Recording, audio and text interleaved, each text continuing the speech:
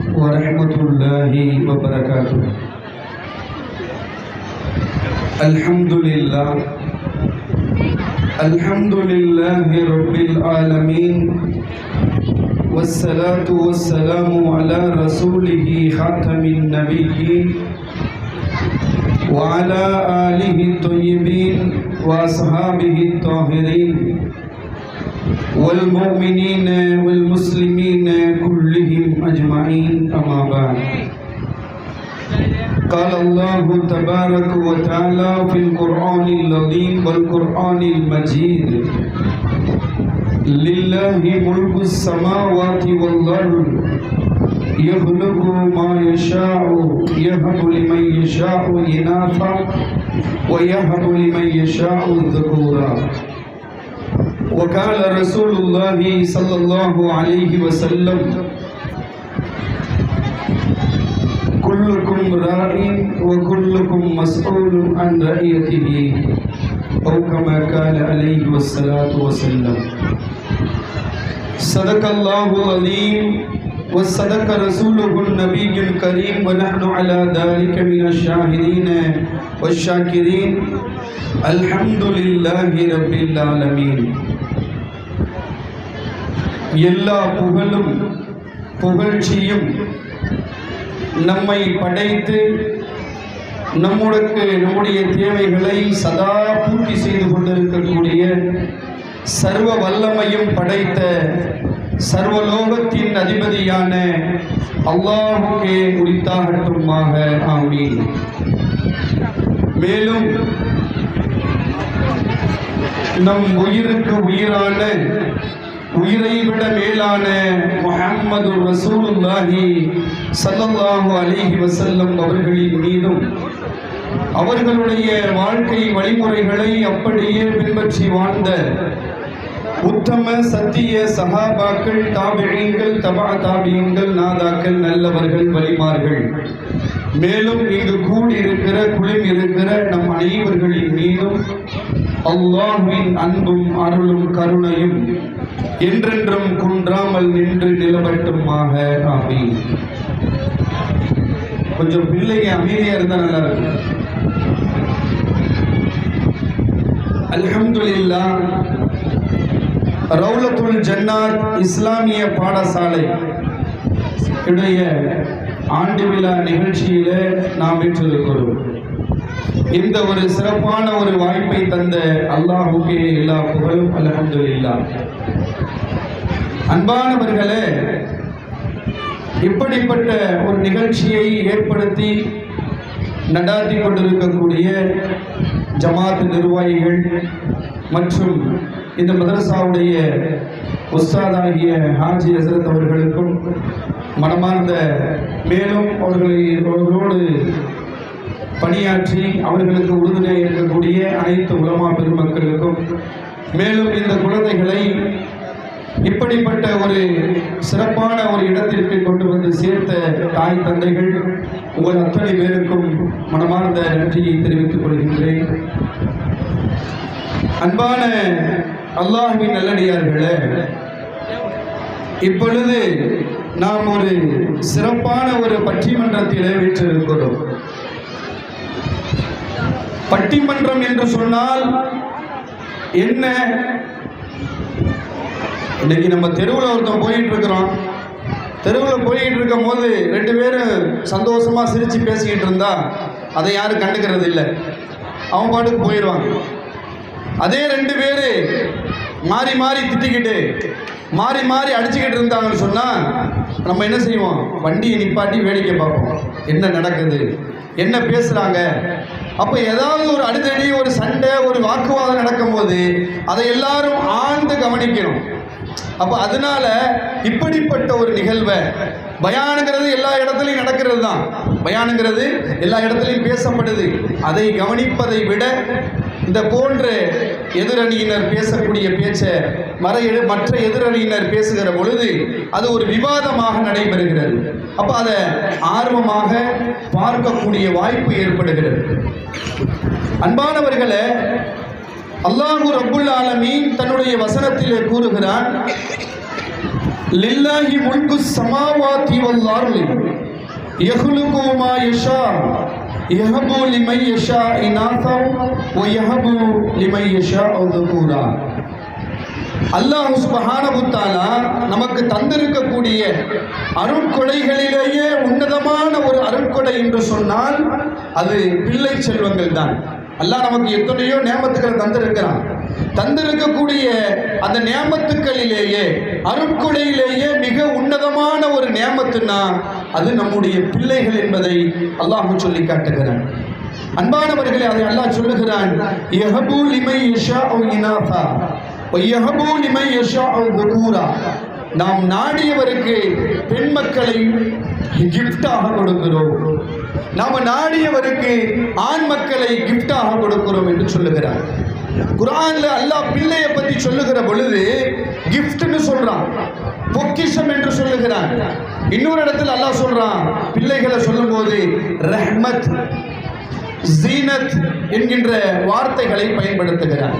இப்படி குழந்தைகளை பற்றி சொல்லுகிற பொழுது ஒரு வரம், ஒரு பாக்கியம், ஒரு அற்புதம், ஒரு கிஃப்ட், ஒரு பொக்கிஷம் என்று சொல்லுகிற ரப்புல் ஆலமீன் குர்ஆன்ல இன்னொரு இடத்தில் அல்லாஹ் சொல்லுகிறான், அன்பானவர்களே, இன்னமா அம்வாலுக்கும் வ அவுலாதுக்கும் ஃபித்னா, இன்னமா அம்வாலுக்கும் வ அவுலாதுக்கும் ஃபித்னா, நிச்சயமாக பிள்ளைகள் ஒரு ஃபித்னா என்றும் சொல்லுகிறான்.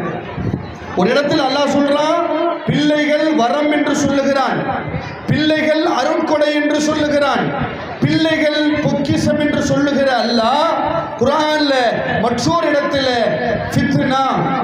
ஃபித்னா குழப்பம் என்று சொல்லுகிறான், சாபம் என்று சொல்லுகிறான். அப்ப அன்பானவர்களே, இப்ப நாம விளங்கணும், அல்லாஹ் ரப்புல் ஆலமீன் குழந்தையை தந்து விட்டான். அந்த குழந்தையை வரமாக வளர்ப்பதும் அந்த குழந்தை சாபமாக ஆகுவதும் பெற்றோர்களுடைய கையில் இருக்கிறது.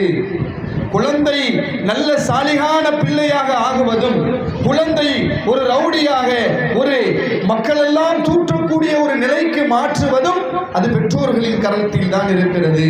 நபிகளாருடைய பொன்மொழி அழகாக சொல்லும், குல்லு மௌலூதின் யூலது அலல் ஃபித்ரதி. இந்த உலகத்தில் பிறக்கக்கூடிய எல்லா குழந்தைகளும் இயற்கையாகவே மார்க்கத்தின் அடிப்படையிலே இயற்கையாகவே என்ன செய்து நற்குணத்தோடு தான் பிறக்குகிறது. ஆனால் அந்த குழந்தைகள் பெற்றோர்களால் கிறிஸ்துவர்களாக, யூதர்களாக மாற்றப்படுகிறார்கள் என்று சொல்லுகிறார்கள். நம்ம பாட்டு கூட கேள்விப்பட்டிருப்போம், சொல்லுவாங்க, எந்த குழந்தையும் நல்ல குழந்தை தான் மண்ணில் பிறக்கையிலே, அவர் நல்லவராவதும் தீயவராவதும் அன்னை வளர்ப்பினிலே. நம்மெல்லாம் கேள்விப்பட்டிருப்போம். இந்த உலகத்துல எல்லா குழந்தையும் நல்ல குழந்தை தான், எல்லா குழந்தையும் நல்ல குழந்தை தான். ஆனால் அந்த குழந்தையை நம்ம வளர்க்கிறது நல்ல பிள்ளையா போறதும் கெட்ட பிள்ளையா போறதும் அன்னை வளர்ப்பினிலே என்ற வரிகளை கூட நாம் கேள்விப்பட்டிருப்போம். மேலும் அன்பானவர்களே, இப்படி நம்முடைய குழந்தைகளுக்கு எப்படி வளர்க்க வேண்டும், நம்முடைய குழந்தைகளுடைய நிலையை எப்படி மாற்ற வேண்டும், நம்முடைய குழந்தைகளுடைய நிலை என்ன? இன்றைக்கு இருக்கக்கூடிய காலகட்டத்தில் குழந்தைகளுக்கு செல்லம் கொடுக்குறாங்களோ இல்லையோ, தாய்மார்கள் செல்ல கொடுத்து வளர்க்குறாங்க. என்ன செய்யறாங்க? செல்ல கொடுக்குறாங்களோ இல்லையோ, செல்லம் கொடுக்குறாங்களோ இல்லையோ, செல்ல கொடுக்குறாங்க. அன்னைக்கு ஒரு பையன் பேசிக்கிட்டு இருக்கிறான், இன்னைக்கு யூடியூப்பை பார்த்து நிறைய பிள்ளைகள் கெட்டு போயிட்டாங்க.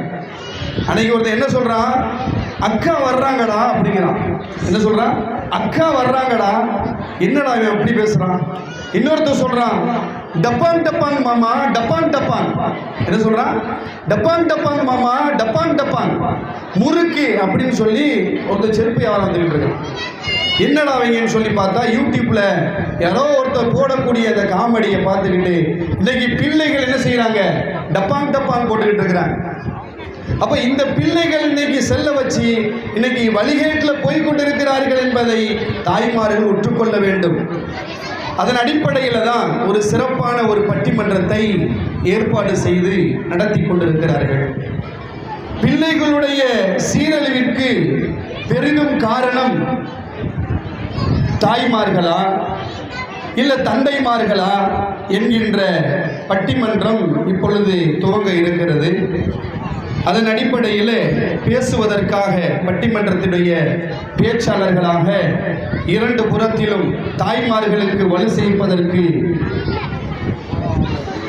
தாயே பிள்ளைகளின் சீரழிவிற்கு பெரிதும் காரணம் தாயே என்ற தலைப்பிலே பேசுவதற்காக 3 சிங்கங்கள் வந்திருக்கிறார்கள்.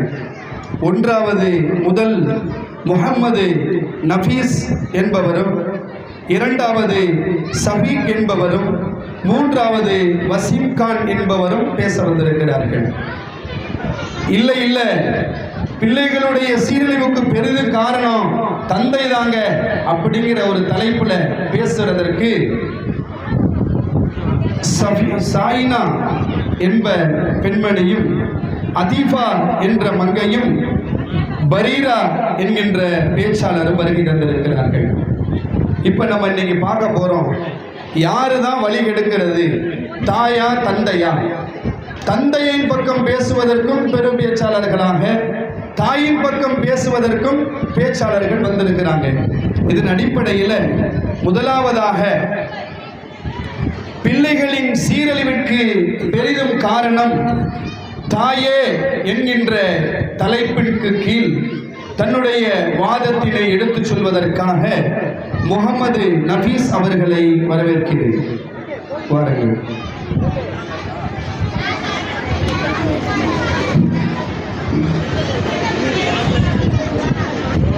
அஸ்ஸலாமு அலைக்கும் ரஹ்மத்துல்லாஹி தஆலா வபரகாத்துஹு.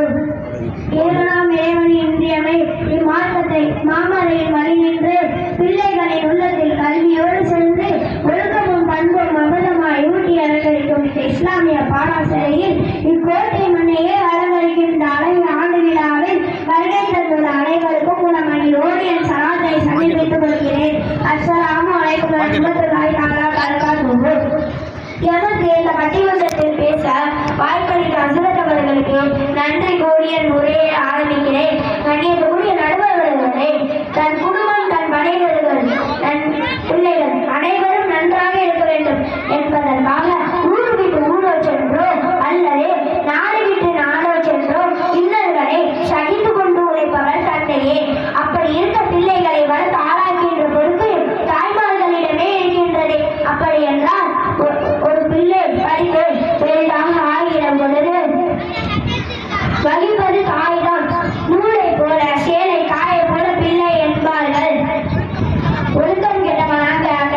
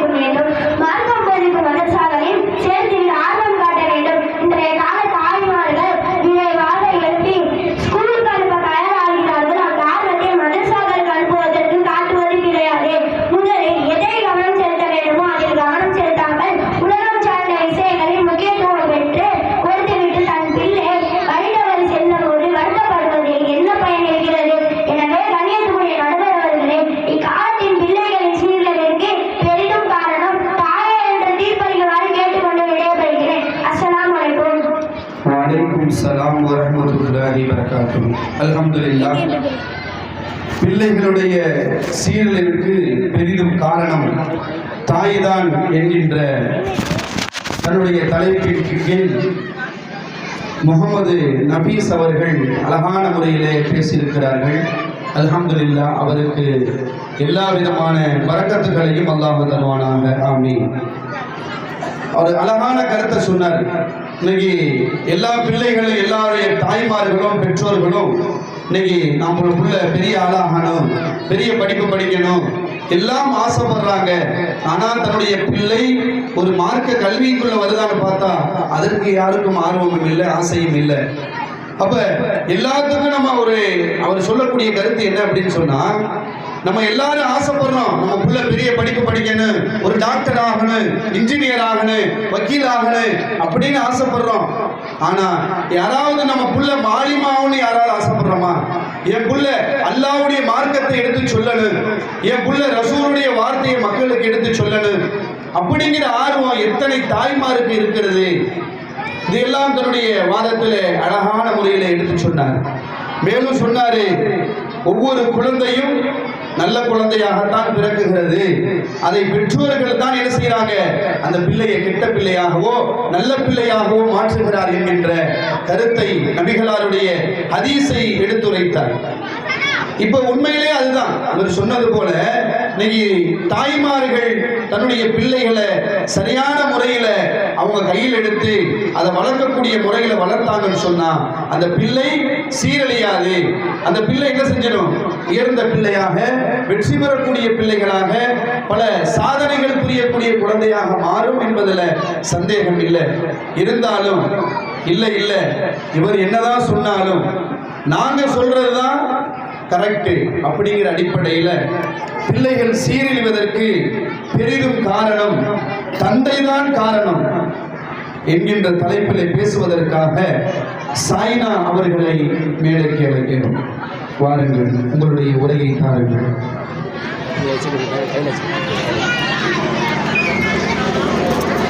அஸ்ஸலாமு அலைக்கும் வரஹ்மத்துல்லாஹி வபரகாத்துஹு. இந்த சபையில் கம்பீரமாக அமர்ந்திருக்கும் நடுவர்களுக்கும், தன் பிள்ளையை மார்க்க கல்வி கற்கவைத்து அழகு பார்க்கும் பெற்றோர்களுக்கும், மேலும் என்னை போன்ற மாணவ சகோதர சகோதரிகள் அனைவருக்கும் என்னுடைய முத்தான முதற்கண் சலாத்தினை தெரிவித்துக் கொள்கிறேன். அஸ்ஸலாமு அலைக்கும் வரஹ்மத்துல்லாஹி வபரகாத்துஹு. வலைக்கும் ஸலாம் வரஹ்மத்துல்லாஹி வபரகாத்துஹு. சலாத்துக்கு எல்லாருமே பதில் சொல்லுங்க. இந்த அற்புதமான பட்டிமன்றத்தில் எமக்கு பேச வாய்ப்பளித்த ஹஜ்ரத் அவர்களுக்கு நன்றி கூறி என்னுடைய ஆரம்பம் செய்கிறேன். கண்ணியத்திற்குரிய நடுவர்களே, நபி இப்ராஹிம் அலைஹிஸ்ஸலாம் அல்லாஹ்விடத்தில் இப்படி துஆ செய்தார்கள். ரப்பனா ஹப் லனா மின் அஸ்வாஜினா வ துர்ரியாத்தினா குர்ரத அஃயுனின் வஜஅல்னா லில் முத்தகீன இமாமா. யா அல்லாஹ், எமக்கு கண்குளிர்ச்சியான மனைவியையும் பிள்ளைகளையும் தருவாயாக, அவர்களை பின்பற்றத்தக்க இரையற்ற உடையவர்களாக ஆக்குவாயாக என்று இப்ராஹிம் அலைஹிஸ்ஸலாம் ஒரு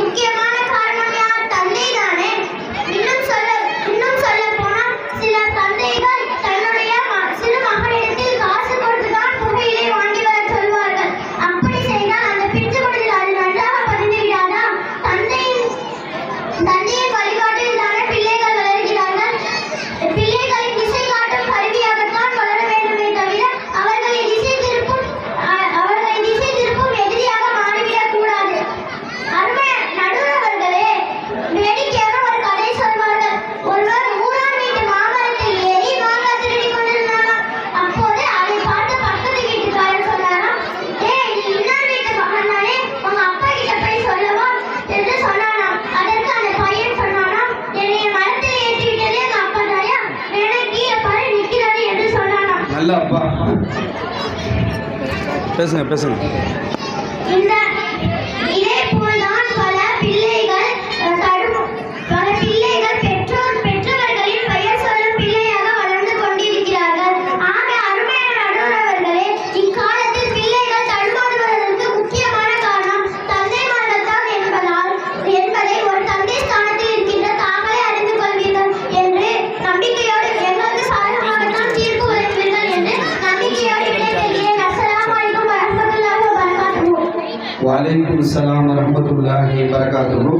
அல்ஹம்துலில்லாஹ், சிறப்பான முறையில் ஓங்கி கண்ணத்தில் பலார்னு அரைஞ்ச மாதிரி கேட்க வேண்டிய கேள்வி எல்லாம் சாயினா கேட்டுருக்காங்க. அல்லாஹ் அவர்களுக்கு பரக்கத் செய்யட்டும். அன்பான தாய்மார்களே, தந்தைமார்களே, ஒரு அழகான ஒரு விஷயத்தை சொன்னாங்க. இன்னைக்கு நடக்கக்கூடிய நிதர்சனமான உண்மை என்ன சொன்னாங்க? இன்னைக்கு பிள்ளைகளை கெடுக்கிறது தந்தை தான். அவன்கிட்ட சிகரெட் வாங்க சொல்றது, அவன்கிட்ட பாக்கு வாங்க சொல்றது. அப்ப இப்படி போகும்போது அவனுக்கு என்ன தோணும்? நம்ம அப்பா நம்மளை வாங்க சொல்றாரு, அப்ப நம்மள ஒரு இழு இழுத்து பார்ப்போம் அப்படிங்கிற ஆசை வருமா வராதா? இன்னைக்கு நம்ம பிள்ளைங்க சொல்றதை கேட்கலன்னு நம்ம சொல்றோம். நம்ம பிள்ளைகள் சொல்வதை எந்த பிள்ளையும் கேட்காது. நம்ம செய்யறத அந்த பிள்ளை செய்யும். நாம கூட ஒரு விஷயத்தை செய்யதான் நம்மளும் அந்த விஷயத்தை என்ன செய்வோம், அது செய்யறதுல ஆர்வமா இருக்கும். அப்ப வீட்டிலேயே தந்தை சிகரெட் குடிக்கக்கூடியவரா இருந்தால் என் பிள்ளை சிகரெட் குடிக்கிறான்னு சொல்றதுல என்ன நியாயம் இருக்கு? என்ன யோக்கிய அருகதை இருக்கு நம்ம சொல்றதுக்கு? டேய், நீ சிகரெட் குடிக்காதான்னு சொல்றதுக்கு நமக்கு தகுதியே இல்லை. ஏன்னா நம்ம சிகரெட் குடிச்சுக்கிட்டு நம்ம பிள்ளைய சிகரெட் குடிக்க கூடாதுன்னு சொல்றதுக்கு நமக்கு தகுதி இல்லை. அவன் என்ன சொல்லுவான்? போயா, நீனே குடிக்கிற அப்படின்னு சொல்லிட்டு போயிடுவான். இப்படிதான் இன்னைக்கு உலகத்துல இருக்கு. அது மட்டுமா, இன்னைக்கு ஒரு வீட்டில் மாமா வர்றாரு. மாமா வந்து கேட்குறாரு, வீட்டில் வாப்பா இருக்காளான்னு சொல்லி கேட்கும்போது அந்த பையன்கிட்ட சொல்லி விடுறது, அவன் வெளியே போயிட்டாங்கன்னு சொல்லிடு, அப்போ அவன்கிட்ட பொய் சொல்லி என்ன செய்யறோம்? நம்ம ஏவரும், யாருக்கு வீட்டில் இல்லை, வெளியே போயிட்டாங்கன்னு சொல்லு, வாப்பா வெளியே போயிட்டாங்கன்னு சொல்லு. அப்ப இப்படி அவனை பொய் சொல்லும் போது அவன் பார்க்கிறான், அதை அவன் என்ன செய்யறான்? அவன் உள்ள கொண்டு போறான். அவன் என்ன சொல்றான்? நம்மள்ட்ட திருப்பி ரிப்பீட் பண்றான். ஸ்கூலுக்கு போறேன்னு சொல்லிட்டு கட்டடிச்சுட்டு சுத்திக்கிட்டு இருக்கிறான். நான் கேட்டா நான் ஸ்கூலுக்கு போயிட்டேன்னு சொல்லிடுறான். ஸ்பெஷல் கிளாஸ் கட்டடிச்சுட்டு சினிமாவுக்கு போயிடறான். கேட்டா நான் என்ன செஞ்சிடறேன்? ஸ்கூலுக்கு போயிட்டு வந்துட்டேன்னு சொல்லி நம்மளே ஏமாத்துறான். இதற்கு காரணம் யாரு? நாம வீட்டுல இருந்துகிட்டு வெளியே போயிட்டாங்கன்னு சொல்லி பொய் சொல்றோம். இங்க இல்ல, அங்க இருக்கிறாங்கன்னு சொல்றோம். இந்த பொய் அந்த பிள்ளைகளுக்கு ஊடுருவது. இந்த பொய் அந்த பிள்ளைக்கு ஊடுருவது. இந்த பொய்யை பார்க்கிறான், அந்த பிள்ளை பொய் சொல்லக்கூடியவனா போறான். எந்த தகப்பன் தன் பிள்ளைகிட்ட பொய் சொன்னானோ அதே தகப்பனுக்கு அந்த பிள்ளை ரிப்பீட் பண்றான். அப்ப யோசிச்சு பாருங்க தாய்மார்களே, தந்தைமார்களே. அப்ப அந்த பிள்ளைகள் சீரழிப்பதற்கு பெரிதும் காரணம் தந்தை தான் என்கின்ற தன்னுடைய ஆழமான கருத்தை அழகான முறையிலே தந்திருக்கிறார்கள். இல்லை இவங்க என்னதான் சொன்னாலும் பிள்ளையை வழிகெடுக்கிறது தாய் தான். பிள்ளையை வழிகெடுக்கிறது யாரு? தாய் தான். அப்படிங்கிற தன்னுடைய வாதத்தை எடுத்துரைப்பதற்காக சபீக் அவர்களை அழைக்கின்றோம். வாருங்கள், வருகை தாருங்கள். அதே போல ஒரு முக்கியமான நீங்கள் செய்தி, யாருடைய கொலுசு கீழே கிடந்திருக்கா காணாம சொன்னா அஜயத்திட்ட இருக்கு, கேட்டு வாங்கிக்கிறது. யாருடைய கொலுசு ஏதாவது கீழே வந்துருச்சுன்னா அஜயத்திட்ட இருக்கு, கேட்டு வாங்கிக்கிறது. அன்பிற்கும் அருளுக்கும் இருப்பிடமாய் கற்பத்தையிலும் அடியத்தின் அரசனம் ஏக அல்லாஹ்வை போன்றவனாக வல்லுடைய ரகுமுத்தாய் வைரத்தில் வழிகாட்டி அழுத்தம் பூமான் நபிகள் கோமான் முத்துமுன் முஸ்தபா சல்லல்லாஹு அலைஹி வஸல்லம் அன்னவர்கள் மீதுகளை சலாத்தையும் சலாமையும் சமர்ப்பித்தவனாக மேலும் வல்லுடைய மாண்புடைய அண்ணனாய் வழிமுறை இக்காலச்சாலையில் ஆண்டுகளாக வந்துள்ளவர்கள் அனைவருக்கும் எனது முதற்கண் சலாத்தையும் சலாமைக்கும் என் உரையை ஆரம்பம் செய்கிறேன். அஸ்ஸலாமு அலைக்கும். கணித்திற்குரிய நடுவர்களே, நான் முதலில் ஒன்றை தெளிவுபடுத்த ஆசைப்படுகிறேன். இங்கு பிள்ளைகளின் சீரழிவிற்கு பெரிதும் காரணம் தாயார் தந்தையின் தலைப்பு போட்டு அதில் சில தகவல்களை பரிமாறிக்கொள்வதன் மூலம் நாங்கள் அனைத்து பெற்று உரை கூறுவதாக அர்த்தமில்லை. மாறாக இந்த நவீன காலத்தில் மருவியை மறந்து உணவுகாரர்கள் விழுந்து அவர்களும் சீரழிந்து தன் பிள்ளைகளின் சீரழி பக்கம் தள்ளி கொண்டிருக்கிற சில பெற்றோர்களை பற்றி பொதுவான முறையில் தான் பேசுகிறோம். ஆனால் வந்துள்ள பெற்றோர்கள் அப்படி அல்ல. ஏனெனில் வந்துள்ள பெற்றோர்கள் தன் பிள்ளைகளை மார்க்க படிப்பதற்கு மார்க்க சமூகங்களை பேசுவதை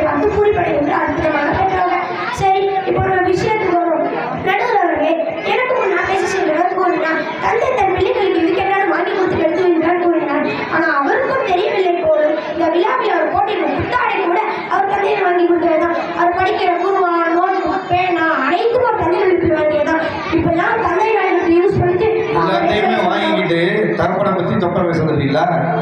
சரி இருக்கட்டும், பிரச்சனை அதுவல்ல நடுவர்களே. அண்ணன் பெருமானார் ஸல்லல்லாஹு அலைஹி வஸல்லம் அவர்கள் கூறினார்கள், உண்மையான நல்ல மனிதன் என்பவர் தன் கணவன் நேரத்தில் தன் கற்பையை பிள்ளைகளை பொருட்களை அமானியாக பாதுகாப்பு என்று கூறினார்கள். அப்படி என்றால் ஸல்லல்லாஹு அலைஹி வஸல்லம் அவர்கள் தெளிவாக கூறினார்கள், ஒரு குடும்பத்தின் தலைவன் தந்தை என்பவன் குடும்பத்திற்காக உழைப்பதற்காக வெளியே செல்கின்ற பொழுது ஒரு தாய் தான் அந்த வீட்டில் கொடுப்பாள். அந்த தாய் தான் அந்த பிள்ளைகளை மாற்றத்தோடு நான் பண்புகளை வளர்த்திருக்கிறார்கள். அதற்கான முழுமையான பெருப்பை பண்புடைய தாய் தான். ஆனால் இப்போ நம்ம கண்ணியத்துக்கு வரக்கூடிய தாய்மார்களே அவர்கள் சீரழிவுக்கு முக்கிய காரணமாக ஆகிவிடுகிறார்கள். எந்த அளவிற்கு ஒரு தாய் தன் பிள்ளைகளை வளர்ப்பை பங்கிட்டிருக்கிறார் என்றால் அது அந்த பிள்ளை வயிற்று இருக்கின்ற பொழுது ஆரம்பித்துள்ளது. மருத்துவர்கள் சொல்வதைப் போல ஒரு குழந்தை 4 மாதம் வயிற்று இருக்கின்ற பொழுது முதலில் கேட்கும் என்று வளர ஆரம்பித்துள்ளது. வெளியிருந்த ஒரு தாய் சொல்வதையும் கேட்பதையும் அனைத்தும் வழங்குகிறது. அதனால தான் மருத்துவர்கள் சொல்வார்கள், ஒரு குழந்தை வயிற்று இருக்கின்ற பொழுது ஒரு தாய் நல்ல விஷயங்கள் தான் கேட்கணும், நல்ல விஷயங்கள் பேச வேண்டார்கள். மாற்று ரீதியாக நாமும் அதை தான் சொல்கிறோம். ஒரு குழந்தை வயிற்று இருக்கின்ற பொழுது ஒரு தாய் கூர்மாக ஓத வேண்டும். திகழ்வாள் செலவாத்தில் இது போன்ற விஷயங்கள் ஈடுபடுகின்ற போதுதான் அந்த குழந்தை வயிற்றை பக்குவப்பட்ட குழந்தையாக மாறுகிறது. சரி, குழந்தை வயிற்று இருக்கின்ற போதே விட்டுவிடும். ஒரு குழந்தை பிறகு கூட ஒரு தாய் தன் குழந்தையை மாற்றிக்கொள்ள என்ன செய்வது? அது முன்னாடியே சண்டையிடுவது, அது முன்னாடியே தகாத வார்த்தையை பேசுவது, டிவியிலும் மொபைல் செய்வது, கருணை பார்த்து இந்த வயதில் எதெல்லாம் பார்க்கக்கூடாது, எதெல்லாம் கேட்கக்கூடாது, பிஞ்சு வயதில் பிரிந்து விடுகிறார்கள். இதனுடைய மாற்றத்திற்கு மட்டுமல்லாமல் அது சீரழிக்கு ஒருபடியாகும். பசுமரத்தனை போல் என்றார்கள், எப்படி இந்த மரம் சிறிதாக இருக்கின்ற பொழுது அடிக்கிறாங்க என்பதை பெரிதாக இப்போது கூட பிரிக்க முடியாத அளவுக்கு பயந்து விடுகிறதோ அதே போல சிறுவயதில் எதையெல்லாம் பார்க்கக்கூடாது, எதையெல்லாம் கேட்கக்கூடாது. குறிப்பாக அவர்கள் பெற்றோரின் மூலம் அதை புரிந்து கொள்வது அவர்கள் மூலையில் அப்படியே பயந்து விடுகிறது. ஒரு பிரபலமான டைலாக் சொல்லுவாங்க இல்லையா, குழந்தைகள் கெட்ட வார்த்தை பேசுவது, கேட்ட வார்த்தை தான் பேசுகிறார்கள். கணிதக்குள் நடுவர்களே, இன்று குழந்தைகள் கெட்ட வார்த்தை பேசுகிறார்கள். படிக்கின்ற மாணவர்கள் எப்பொழுது பார்த்தாலும் மிகவும் சாதாரணமாக தகாத வார்த்தையை பேசுகிறார்கள். அப்போது என்ன காரணம்? அவர்கள் வீட்டில் அவர்கள் தாய் இதையெல்லாம் பார்க்காமல் இதையெல்லாம் கேட்டு அதை தானே செய்கிறார்கள். அப்போது உண்மையான குற்றவாளியா அவர்கள் கண்ணியத்தோடு மாற்ற வேண்டியவர், மாற்றத்தோடு வளர்க்க வேண்டிய தாய் தானே. புரிதலுக்காக ஒரு கதை சொல்லுவாங்க இல்லையா, ஒரு மனைவி தன் கணவனிடத்தில் பக்குவமாக சொல்கிறார், ஏங்க நம்ம வீடே சின்னதா இருக்கு, உங்க சம்பாத்திய நேரம் பார்த்தல, நீங்களே வேலைக்கு போயிட்டு இருக்கிற நேரத்தில் நம்ம பசங்களே பார்க்க முடியல, இல்லை உங்க அம்மா வேற இந்த வயசான காலத்துல லோ அடிக்கிறாங்க, அதை பண்ணு இதை பண்ணு அதை பண்ணுவோம் இதை பண்ணுவோம், இது மட்டுமா உங்க அம்மாவுக்கு சேர்த்து நாயை வேலை பார்க்க வேண்டியது இருக்குங்க. அதனால நான் நல்லா விசாரிச்சுட்டேன், நம்ம ஊர்ல முதியவர்களுக்கு போய் எங்க அம்மாவை சேர்த்தலாம், அவங்க பெரியவங்களை நல்லா பார்த்துக்கலாங்க, அதில் உங்க அம்மா போய் சேர்த்தலாமா என்று வாழைப்பழுத்து ஊசி எடுக்கும் போது ஏற்றி விடுவேன். இந்த வார்த்தையை வாங்கியிருக்காங்க, அந்த பெற்றெடுத்து வளர்த்த தாயை முதியவர்களுக்கு சேர்த்து விடுகிறான். இதெல்லாம் பார்த்தவர்கள் குழந்தைகள் கேட்டாங்கன்னா, அம்மா அம்மா இப்போதான் எங்களுக்கும் புரியுது, நாங்கள் பெருசாக எங்கள் குடும்பம் வந்ததுக்கப்புறம் ஒரு முதியவர்களை சேர்த்துருந்தாங்கம்மா குழந்தைகள் கேட்டாங்க. இப்படிதான் ஒரு தாயை பார்த்து அனைத்து அவர்களும் அந்த குழந்தைகள் கற்றுக்கிறார்கள். தன் கடவுளோட சண்டையிடுவது, அவரை பேச்சை கேட்காமல் இருப்பது, அவரையும் ஒரு குடும்பத்தாரை தகாத வார்த்தையெல்லாம் பேசுவது, குடும்பத்தின் ஒற்றுமை கருது, இதெல்லாம் அவர்கள் குழந்தைகள் முன்னேயே செய்வது. இதையெல்லாம் பார்த்து அவர்கள் குழந்தைகள் ஒரு விதமான மனநிலைக்கு தான் ஆளாகும். நான் பல பள்ளிக்கூடங்களில் பார்க்கிறோம், பல மதரசாவில் பார்க்கிறோம், ஓதுகின்ற படிக்கின்ற மாணவர்கள் மந்தமாக இருக்கிறார்கள். அதே நேரத்தில் அதிகப்படியான சேட்டைகளை தேவைக்கு வன்முறை இருக்குமான காரணம், கல்வியிலும் படிப்பிலும் கவனமில்லாமல் இருப்பதற்கான காரணம், பல பேர் தன் வீட்டில் உள்ள பிரச்சனையை பார்த்து மனதை மாற்றியவர்கள் தான் இக்காலத்தில் தெரிவிக்கப்பட்ட உண்மை. எனவே கண்ணியத்திற்குரிய நடுவர்களே, இக்காலத்தில் பிள்ளைகள் சீரழிவுக்கு பெரிதும் காரணம் தாயை என்று குறை விரும்புகிறேன். அஸ்ஸலாமு அலைக்கும். வலைக்கும் சலாம் வரஹ்மத்துல்லாஹி வரகாத்துஹு. அல்ஹம்துலில்லாஹ். சிறப்பான முறையிலே சபீப் அவர்கள் பேசியிருக்கிறார்கள். சொன்ன எல்லாம் உண்மைதான். தாய் தான் வழி எடுக்கிறாங்க அப்படிங்கிற தன்னுடைய ஆணித்தனமான வாதத்தை அப்படியே ஆதாரபூர்வமாக எடுத்து சொல்றார். இன்னைக்கு இருக்கக்கூடிய நிலைமையில நம்ம ஒரு ஹதீஸ் சொன்னாப்புல, நபி ஸல்லல்லாஹு அலைஹி வஸல்லம் அவர்கள் சொன்னதாக, கணவன் இல்லாத நேரத்தில் பிள்ளைகளுக்கும் தன்னுடைய கற்புக்கும் பிள்ளைகளுக்கும் பொருளாதாரத்திற்கும் அமானிதமாக பாதுகாக்க வேண்டியது யாருடைய கடமை? தாயுடைய கடமை. இந்த அமானிதத்தை எத்தனை தாய்மார்கள் பாதுகாத்துக் கொண்டிருக்கிறார்கள்? கற்பை பாதுகாக்க சொல்லியிருக்கிறாங்க, பிள்ளைகளை பாதுகாக்க சொல்லியிருக்கிறாங்க, அடுத்தது என்ன? பொருளாதாரத்தை பாதுகாக்க சொல்லியிருக்கிறாங்க. இன்றைக்கு அல்லாஹ் பாதுகாக்க வேண்டும். இந்த 3 விஷயத்துல எத்தனையோ பேர் வழிகேட்டில் போயிட்டு இருக்கிறாங்க. கற்புடைய விஷயத்திலும் மிக மோசமான நிலையில இன்னைக்கு பார்க்கப்படுகிறது. இரண்டாவது, பிள்ளைகளுடைய வளர்ப்புடைய விஷயத்தில் இயல்பாகவே கணவன் சம்பாதிப்பதற்கு போயிடுறார். அது வெளிநாட்டுக்கு போறதாக இருக்கட்டும், இல்ல வியாபாரத்திற்கோ இல்ல வெளியூருக்கோ போயிடுறார். அந்த பிள்ளை யார்கிட்ட இருக்கு? தாயிட்ட தான் இருக்கு. அப்ப அதிகமான கடமை இங்க தாயிட்ட தான் இருக்கு. அப்ப அதன் அடிப்படையில தன்னுடைய வாதத்தை எடுத்து சொல்றாரு. ஹதீஸை அழகான பொருத்தி அழகா சொல்லியிருக்கிறாரு. என்ன சொல்றாரு? அப்ப தகப்பன் இல்லாத நேரத்துல அந்த தாய்க்கு தான் அந்த கடமை இருக்கிறது. இன்னைக்கு வீட்டுல இருக்கக்கூடிய எத்தனையோ நிகழ்வுகள் அந்த பிள்ளை பார்க்கிறான். தாய் பேசக்கூடிய பேச்சை பார்க்கிறான். தாய் கோபப்படக்கூடிய அந்த கோபமான விஷயத்தை எல்லாம் பார்க்கிறான். இவனும் அப்படிப்பட்ட நிலைமைக்கு மாறுகிறான். இதுதான் உண்மை. இன்னைக்கு எத்தனையோ வீட்டுல இன்னைக்கு சாபம் இடக்கூடிய தாய்மார்கள் இருக்கு பார்க்கிறோம். அதை கழிச்சல உயருவான் இப்படி திட்டக்கூடிய எத்தனை தாய்மார்களை பார்க்கிறோம். அப்ப அதையெல்லாம் பார்க்கிறான். அன்பான தாய்மார்களை நன்றாக விலகிக் கொள்ளுங்கள். நபி ஸல்லல்லாஹு அலைஹி வஸல்லம் மெஹராஜுக்கு போகும்போது அதிகமான பெண்களை நரகத்தில் பார்த்தேன் என்று சொன்னார்கள். காரணம், அவர்கள் அதிகமாக சாபமிடக்கூடியவர்களாக இருந்தார்கள். கணவனை திட்டுறதிலிருந்து, பிள்ளையை திட்டுறதிலிருந்து, ஏன் கரண்டுக்காரனை கூட இந்த கழிச்சலவனுக்கு ஒரு வேலையே இல்லையா, இந்த நேரத்துல தான் கரண்ட் போகணும். கரண்ட்ல இருந்து எல்லா பால்காரன்ல இருந்து எல்லாரையும் கழிச்சலைவான். அப்படி இந்த பிள்ளை பார்க்கிறான். அப்ப திட்டுவதற்கு பழகுகிறான். கோபத்தை பார்க்கிறான். தாயுடைய அந்த கோபத்தை பார்க்கிறான். அவனும் கோபக்காரனாக மாறுகிறான். இதுதான் உண்மை. நம்ம எப்படி இருக்கிறோமோ அது புள்ள சொல்லிச்சு பாத்தீங்களா, தாயை சேலையை போலன்னு சொல்லி, அது போல பிள்ளை தாயை போலத்தான் மாறுகிறார்கள். அப்ப அதன் அடிப்படையில தன்னுடைய அழகான கருத்தை எடுத்து சொன்னாரு. இல்ல நீங்க என்னதான் சொன்னாலும் எங்க கருத்தை நாங்க சொல்ல வருவோம். பிள்ளைகள் பெரிதும் சீரழிவதற்கு பெரிதும் காரணம் தந்தை தான் காரணம் என்பதை நாங்க ஸ்ட்ராங்கா சொல்ல வரப்போறோம் அப்படின்னு சொல்லி அதன் அடிப்படையில சொல்லுவதற்கு அதீஃபா அவர்களை மேடைக்கு அழைக்கிறோம். வாருங்கள், வருகிறார்கள்.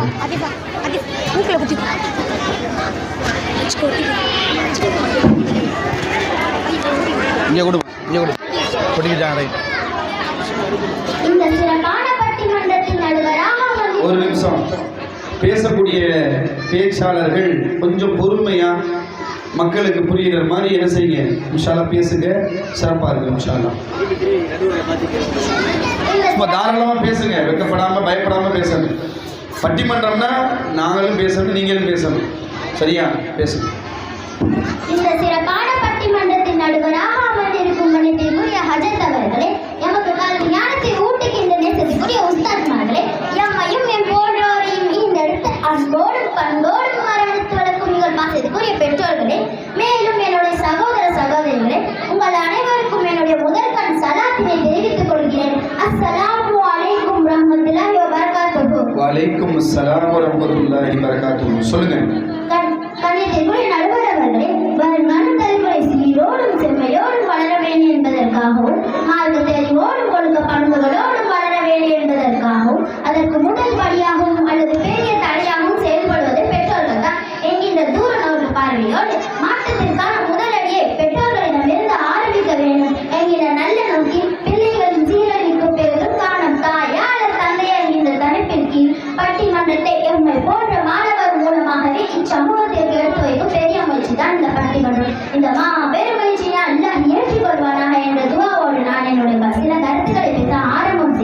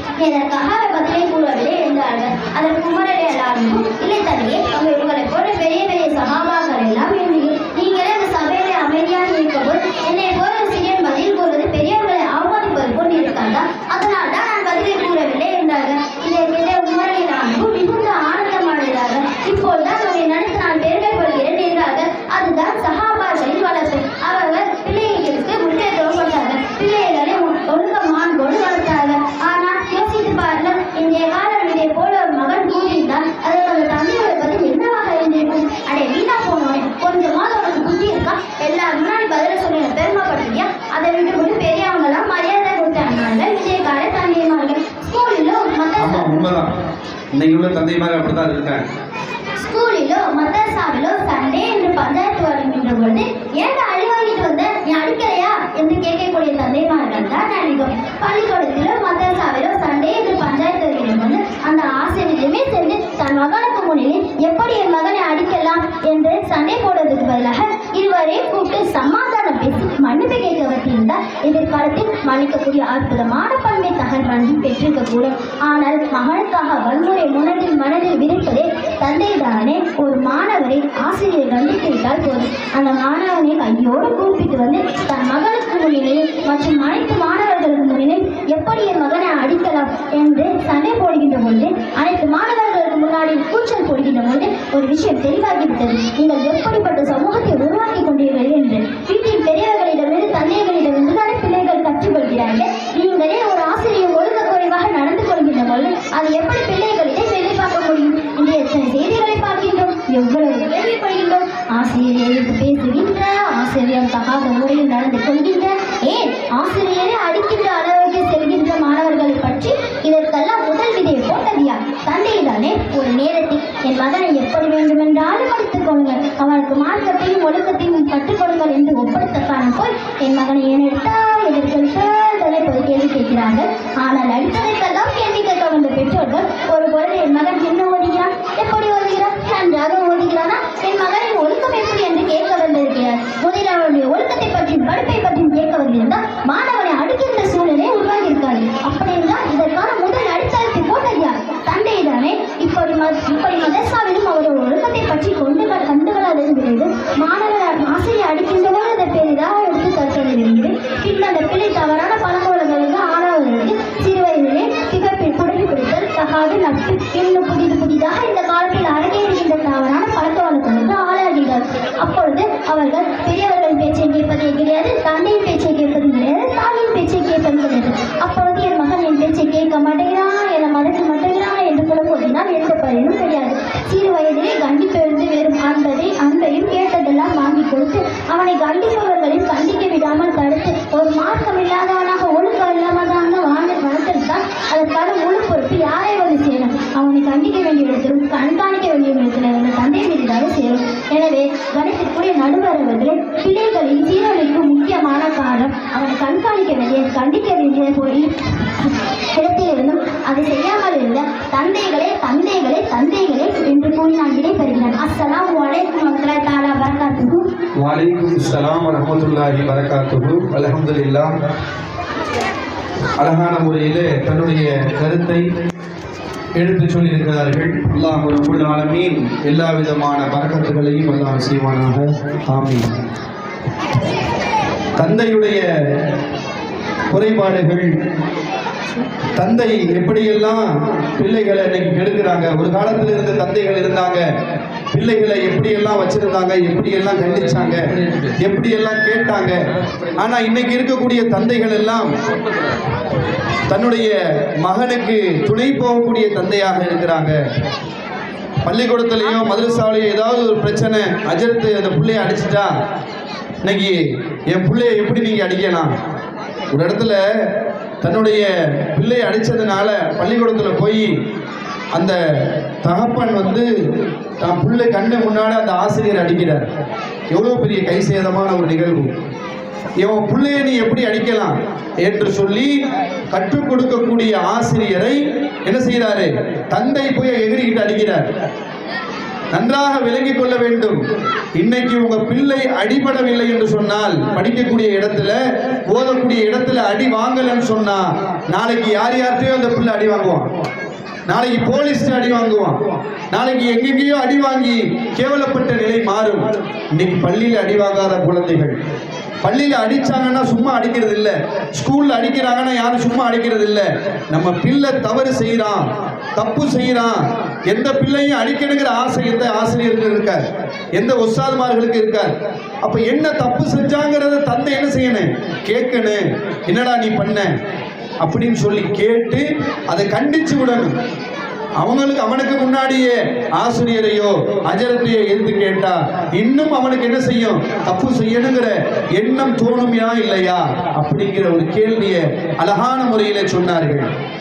அப்ப தந்தை எவ்வளவோ விஷயங்கள்ல எடுத்துக்காட்டா இருக்கக்கூடிய தந்தை இன்னைக்கு அந்த பிள்ளையுடைய வாழ்க்கை சீரழிவதற்கு காரணமாக இருக்கிறார் என்கின்ற கருத்தை அழகான முறையிலே தன்னுடைய வாதத்தை எடுத்து சொன்னார்கள்.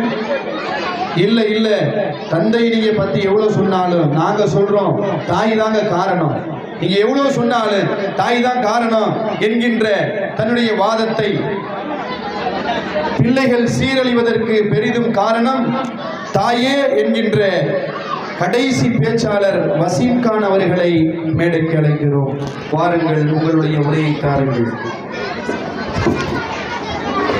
மல்லைகளையும் மார்க்கம் பேச வைத்த அழகு பார்க்கும் பட்டிமன்றத்தின் மகுடமாக இருக்கும் நடுவர் அஜித் அவர்களுக்கும் எமது கல்வி அமுதூட்டிய உஸ்தாமார்களுக்கும் பேரின்பமாய் பிள்ளைகளின் திறமையை பார்த்து புரிந்து நிற்கும் பெற்றோர்களுக்கும் இந்நிகழ்ச்சி அரங்கேற்றிக் கொண்டிருக்கும் எம்மை போன்ற மாணவ செல்வங்கள் அனைவருக்கும் என்ற முதல் சலாத்தினை கூறி ஆரம்பம் செய்கிறேன். அஸ்ஸலாமு அலைக்கும் வரஹ்மத்துல்லாஹி வபரகாத்துஹு. வலைக்கும் ஸலாம் வரஹ்மத்துல்லாஹி வபரகாத்துஹு.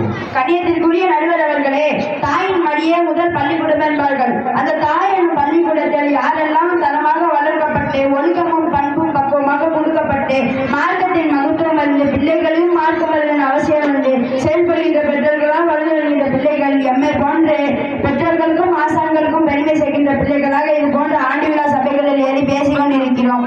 ஆனால் அந்த தாய் எனும் பள்ளிக்கூடத்தில் யாரெல்லாம் ஒழுக்கமும் பண்பும் பக்குவமாக கொடுக்கப்படாமல் மார்க்கத்தின் மகத்துவம் விளங்காமல் தானும் மார்க்கம் அறியாமல் பிள்ளைகளையும் மார்க்கம் அறிய செய்யாமல் இப்படி வளர்ந்து வருகின்ற பிள்ளைகள் தான் நம்ம செய்தித்தாள்களில் படிக்கின்றோம் அல்லவா.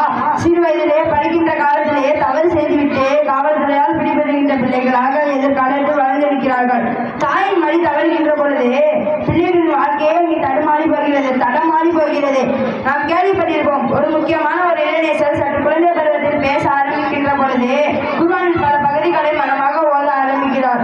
இது குழந்தைக்கு இதெல்லாம் எப்படி தெரியும் என்று ஆச்சரியத்தோடு பார்த்திருக்கும் பொழுது அந்த குழந்தையின் தாய் அந்த குழந்தை வயிற்றில் இருக்கும் போது குர்ஆனை அதிகமாக ஓதி அது அந்த குழந்தையின் மனதில் ஆழம் பதிந்துவிட்டது. இதுதான் ஒரு தாயின் உன்னதமான வளர்ப்பு. ஆனால் நாம் இன்று காலத்தில் பார்க்கின்றோம், குழந்தைகள் வயிற்றில் இருக்கும் போது கூட என்ன, அவர்கள் பிறந்த பொழுது கூட பாட்டு பாட வைத்து நடனமாட வைத்து சந்தோஷப்படுகிறார்களே தவிர அல்லாஹ் ரசூல்லா பேரை சொல்லி குர்ஆன் ஓத வைத்து சந்தோஷப்படுகிற தாய்மார்கள் அரிதிலும் அரிதாகிவிட்டார்கள். செல்போன் இல்லாமல் டிவி இல்லாமல் பிள்ளைகளுக்கு உணவே இல்லை என்று ஆகிவிட்டது. கேட்டால் செல்போன் இல்லாமல் சாப்பிட மறுக்கிறார்கள் என்கிறார்கள். அதில் குழந்தையின் உள்ளத்தில் எப்படி வந்தது?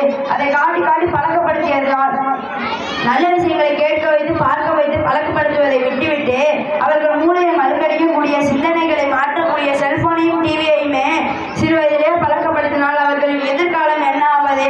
இன்று நாம் பார்ப்பது போல பல படிக்கின்ற மாணவர்களுக்கு மூளை நரம்பு பிரச்சனை ஏற்பட்டு விட்டது. சரியாக சிந்திக்கும் ஆற்றலை இழந்து விட்டார்கள்.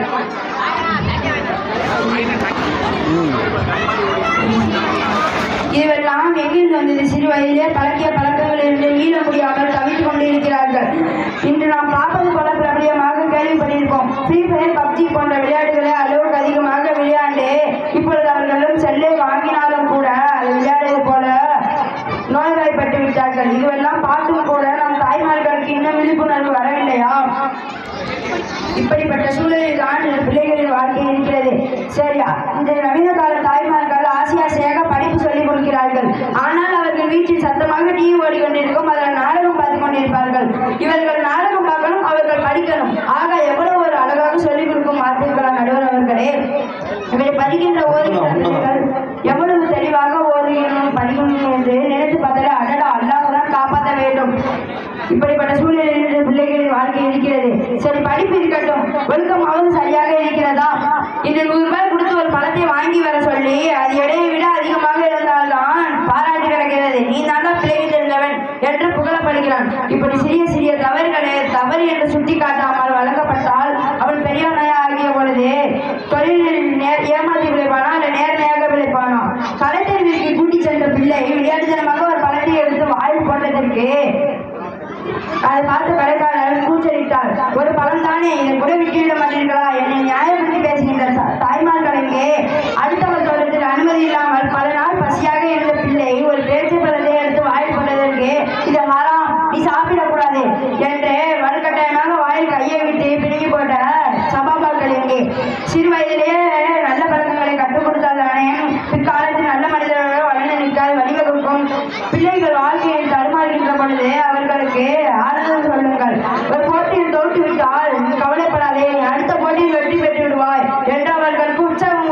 தவிர நீ நன்றாக தான் விளையாடினாய், நடுவர் சரியில்லை, சரியாக விளையாடுற மாணவர்களுக்கு நல்ல மதிப்பெண் போட்டு என் பிள்ளைகளை ஃபெயிலாக்கி விட்டார் என்று தவறான வார்த்தைகள் எல்லாம் அவர்களிடம் சொல்லி அவர்கள் சிந்தனை தடுமாற்றத்திற்கு தாய்மார்களே காரணமாகி விடுவது.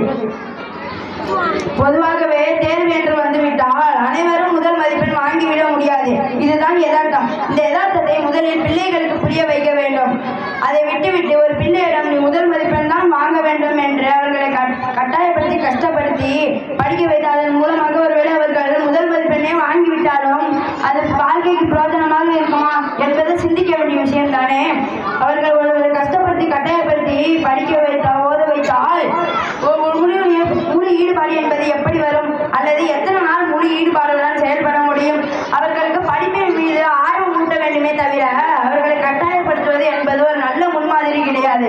அதே போல ஒரு தேர்வில் தோல்வி அடைந்து விட்டாலும் கூட கவலைப்படாதே, நீ அடுத்த தேர்வில் நல்ல மதிப்பெண் பெறுவாய் என்று அவர்களுக்கு ஆறுதல் சொல்ல வேண்டும். அதை விட்டுவிட்டு அவர்களை கையோட கூட்டி சென்ற ஆசிரியரிடத்தில் ஏன் என்னுடைய பிள்ளைக்கு நல்ல மார்க் போடவில்லை என்று சண்டை போடுவதன் மூலமாக அவர்களுக்கு நல்ல சரியான வெற்றியையோ நல்ல பாதையோ வாங்கிவிட முடியாது.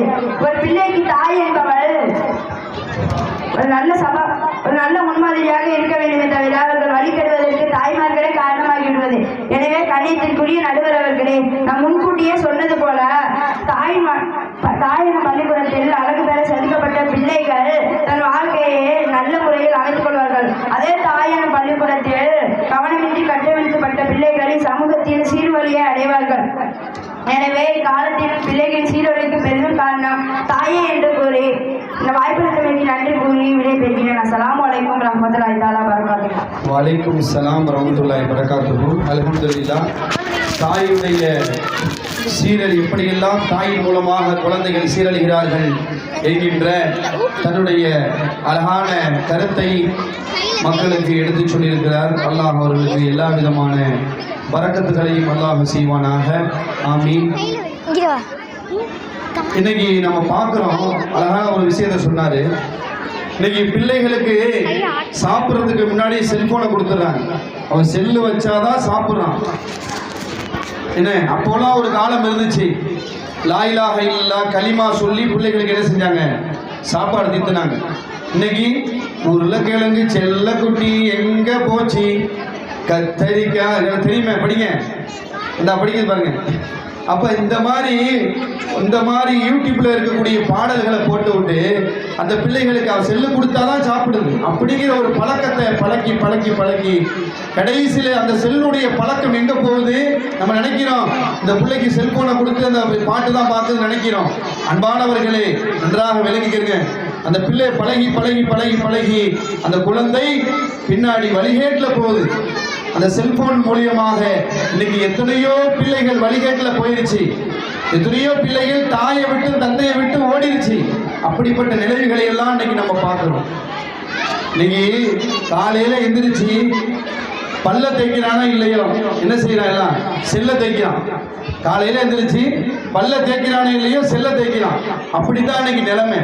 இன்னைக்கு இருக்கக்கூடிய எத்தனையோ பிள்ளைகளை பார்க்கிறோம், இரவு முழுக்க செல்போன்ல வச்சு நோண்டிக்கிட்டு இருக்கிறான்.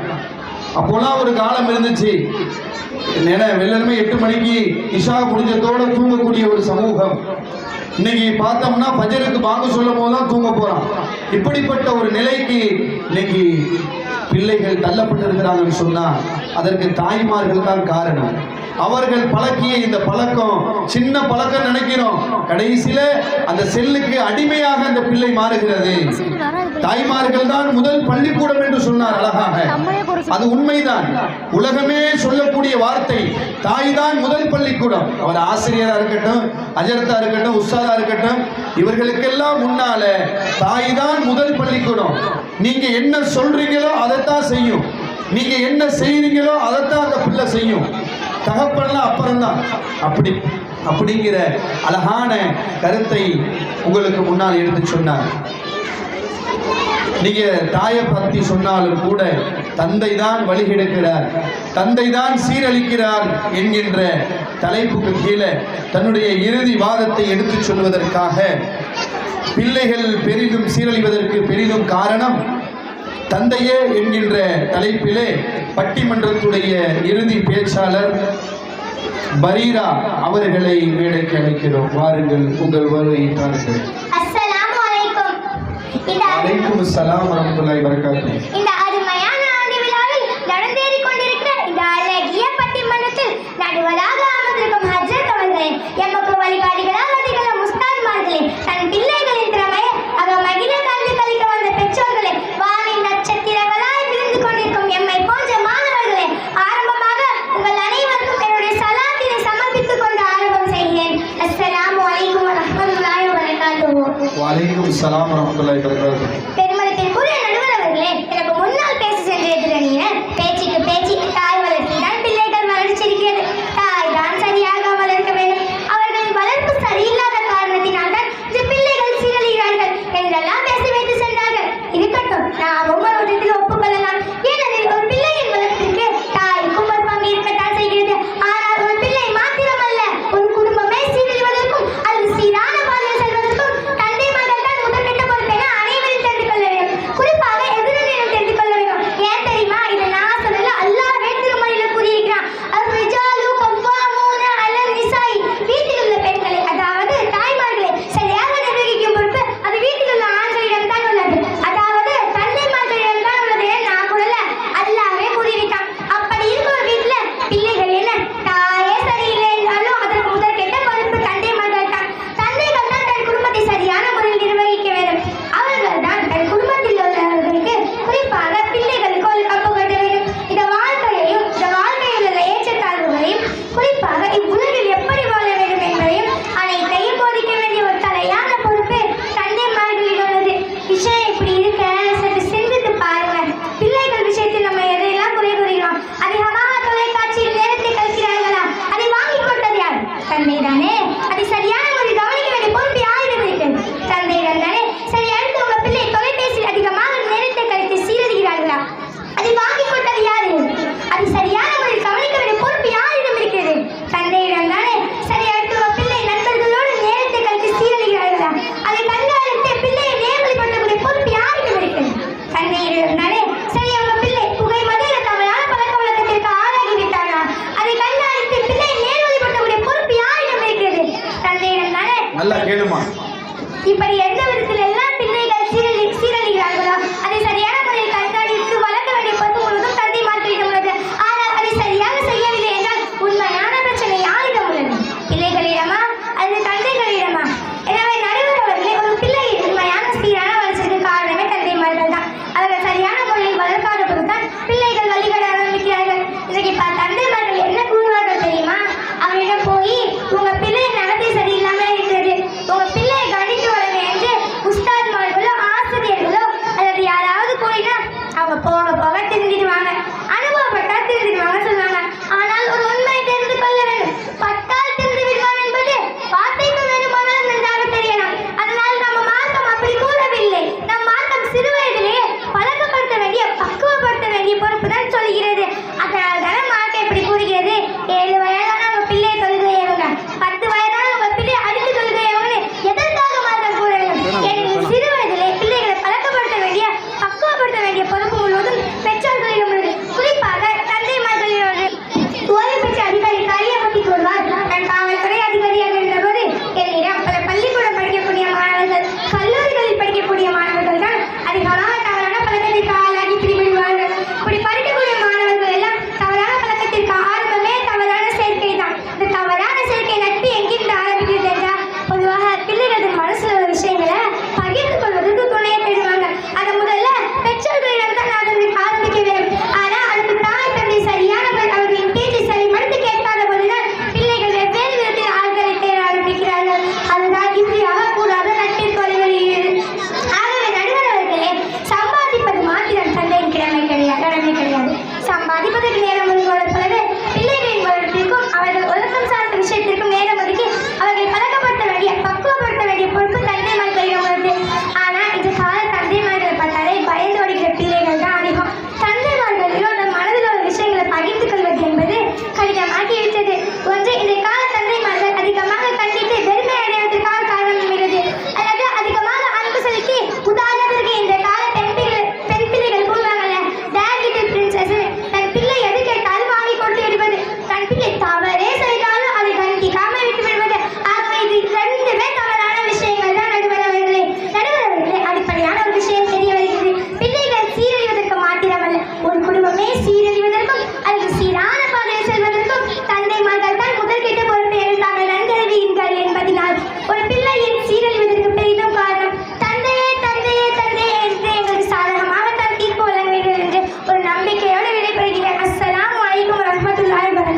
சபாஸ், சரியான கேள்வி.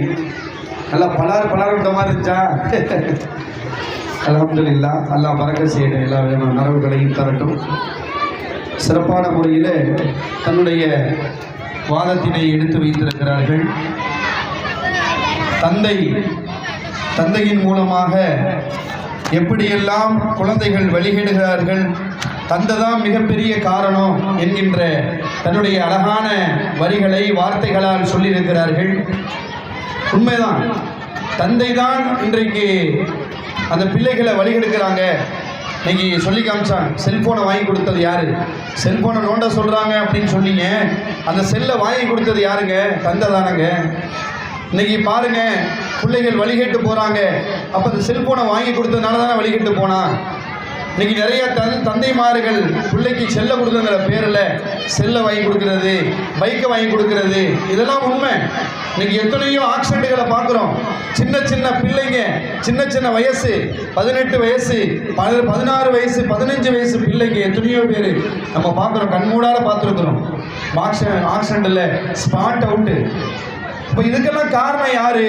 தான் புள்ள கேட்குறான் அப்படிங்கிற அடிப்படையில் தகப்பன் தன்னுடைய பொருளாதாரத்தில் செலவு பண்ணி அந்த பிள்ளைக்கு வாங்கி கொடுத்ததுனால தான் அந்த பிள்ளை இன்னைக்கு வழிகேட்டில் போகிறான். அந்த பிள்ளைகள் இப்படி வழிகட்ட நிலைக்கு போறதுக்கு காரணம் தந்தை தான். பொருளாதாரத்துடைய கண்ட்ரோல் தந்தையிட்ட தானே இருக்கு.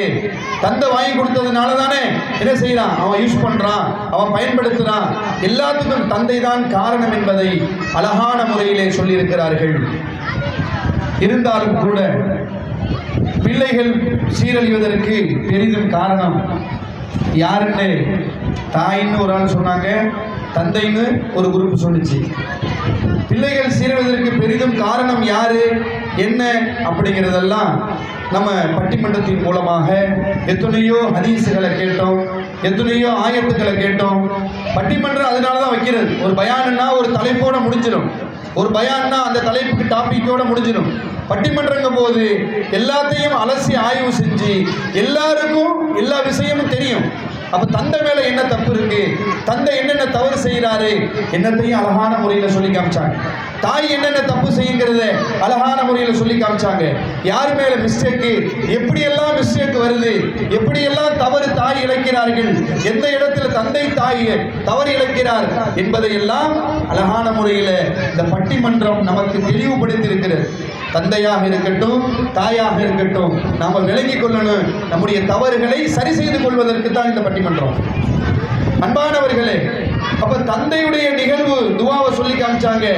நபி இப்ராஹிம் அலைஹிஸ்ஸலாம் செஞ்ச துவாவை சொல்லி காமிச்சாங்க. நம்ம எந்த தந்தையாவது இன்னைக்கு நம்ம எல்லாருடைய தந்தை எப்படி கேட்கிறோம், என் புள்ள ஒரு டாக்டர் ஆகணும், என் புள்ள ஒரு பெரிய ஆளாகணும், பெரிய படிப்பு படிக்கணும், அப்படியெல்லாம் துவா செய்யணும். இப்ராஹிம் அலைஹிஸ்ஸலாம் ஒரு துவா செஞ்சாங்க, பிள்ளைகள் அமைதியா இருங்க, கொஞ்சம் பிள்ளை அமைதியா இருக்க சொல்லுங்க. இப்ராஹிம் அலைஹிஸ்ஸலாம் ஒரு துவா செஞ்சாங்க. இன்னைக்கு நம்ம பார்க்கணும், நம்முடைய குழந்தைகளுடைய வழிகாட்டி எப்படி போய்கிட்டு இருக்கு. நம்ம பிள்ளைய பெருசா போகணும், வசதி வாய்ப்போட வாழணும்னு நினைக்கக்கூடிய தாய்மார்களே, தந்தைமார்களே, நன்றாக விளங்கிக் கொள்ளுங்கள். இன்னைக்கு பிள்ளைகளுக்கு மார்க்க கல்வி உள்ள போகாததுனால இன்னைக்கு எத்தனையோ பிள்ளைகள் வழிகேட்டில் போயிட்டு இருக்கிறாங்க. எத்தனையோ பிள்ளைகள் தடம் புரண்டு போய் கொண்டிருக்கிறார்கள். இன்னைக்கு எத்தனையோ பிள்ளைங்க மாற்று மத சகோதரரோடு ஓடக்கூடிய நிலைமைகள் இன்னைக்கு பார்க்கிறோம். இதற்கு காரணம் யாரு? பெற்றோர்கள் தான். வளர்ப்பு எப்படிப்பட்ட வளர்ப்பாக இருந்தது. அப்ப சின்ன வயசுலேயே இது போன்ற சொன்னாங்கள் அல்லவா, பிஞ்சு உள்ளத்துல, பிஞ்சு சின்ன மரத்துல 5இல் வளையாது 50இல் வளையாது.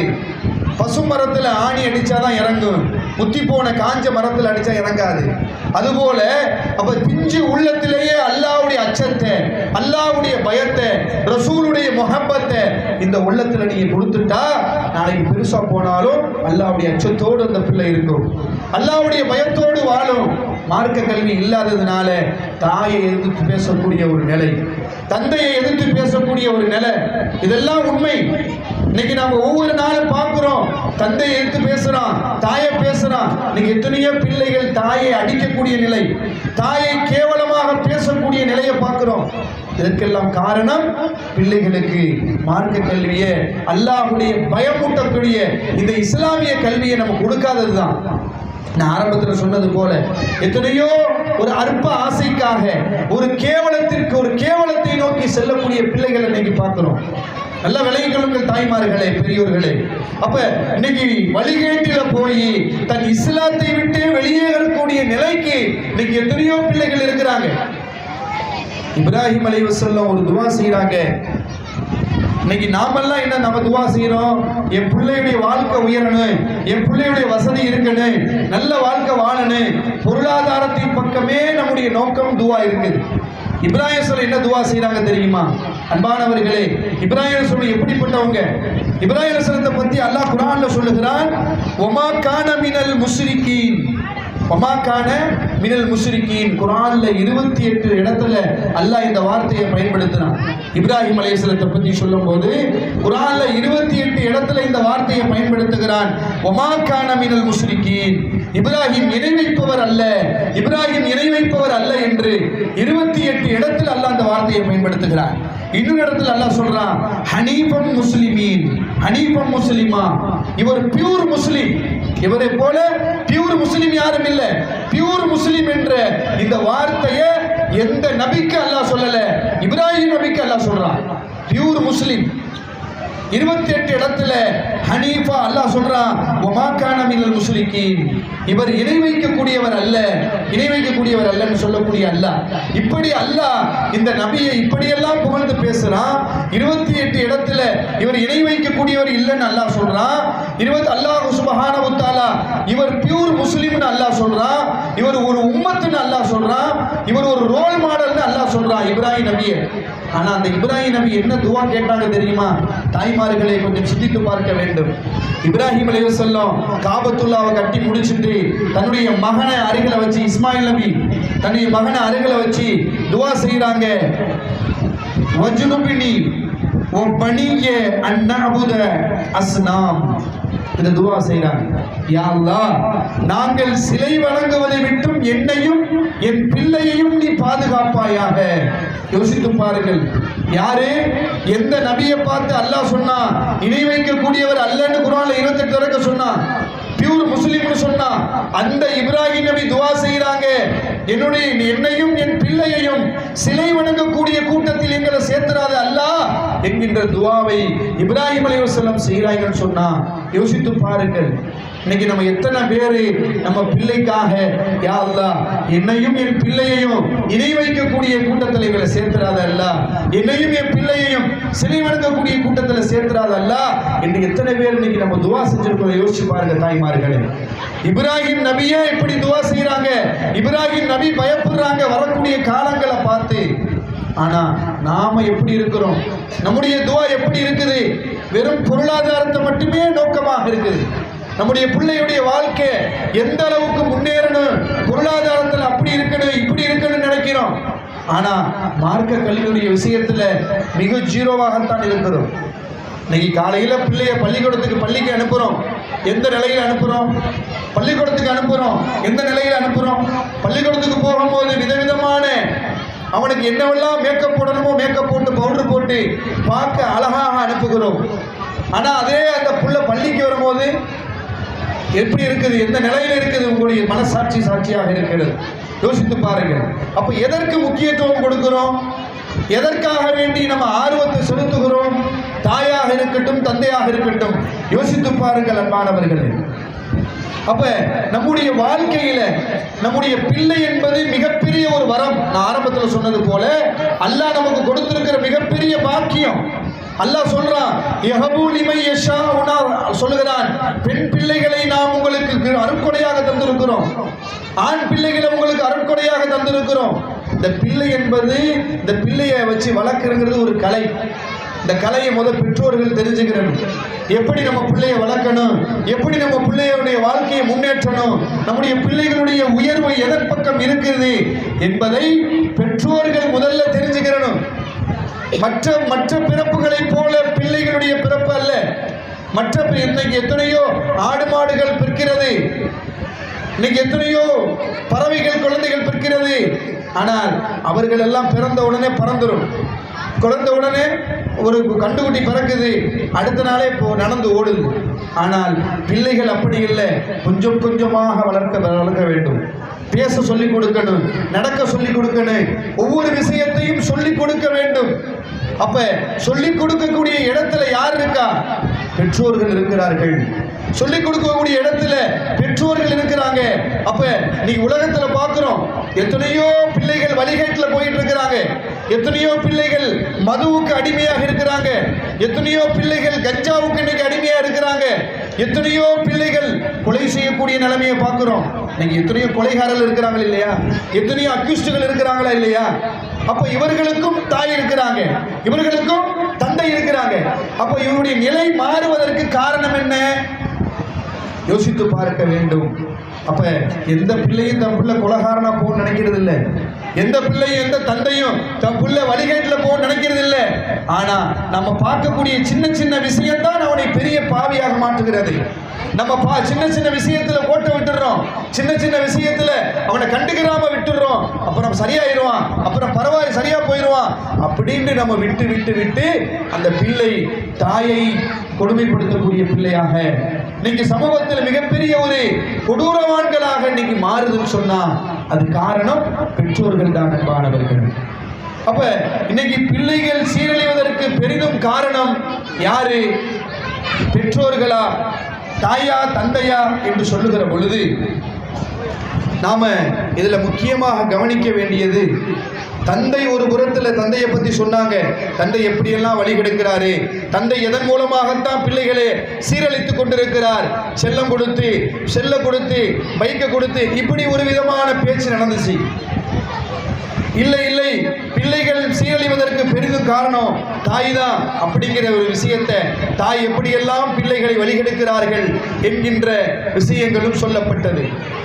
இப்ப யாருதான் பிள்ளையை வழிகெடுக்கிறது, யாருதான் பிள்ளைகளுக்கு அந்த நிலையை மாற்றுவது காரணம் யாரு என்று பார்க்கிற பொழுது, அன்பான பெரியவர்களே, தாய்மார்களே, கொஞ்சம் கவனமாக கேளுங்கள். இன்னைக்கு ஒரு ஹதீஸ் கூட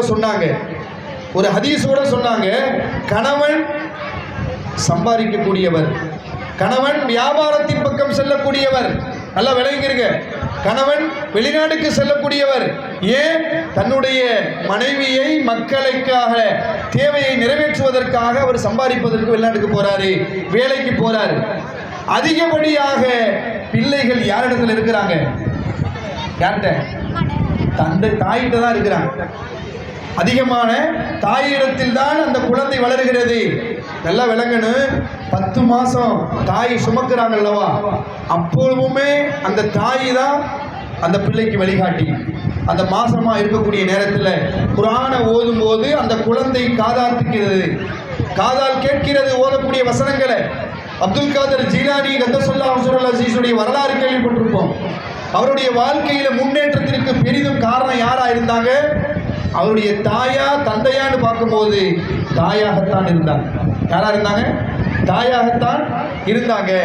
அந்த தாயின் மூலமாகத்தான் இன்னைக்கு வழிமார்களுக்கெல்லாம் தலைவராக இன்னைக்கு அப்துல் காதர் ஜீலானி ரஹ்மத்துல்லாஹி அவங்க போனாங்க.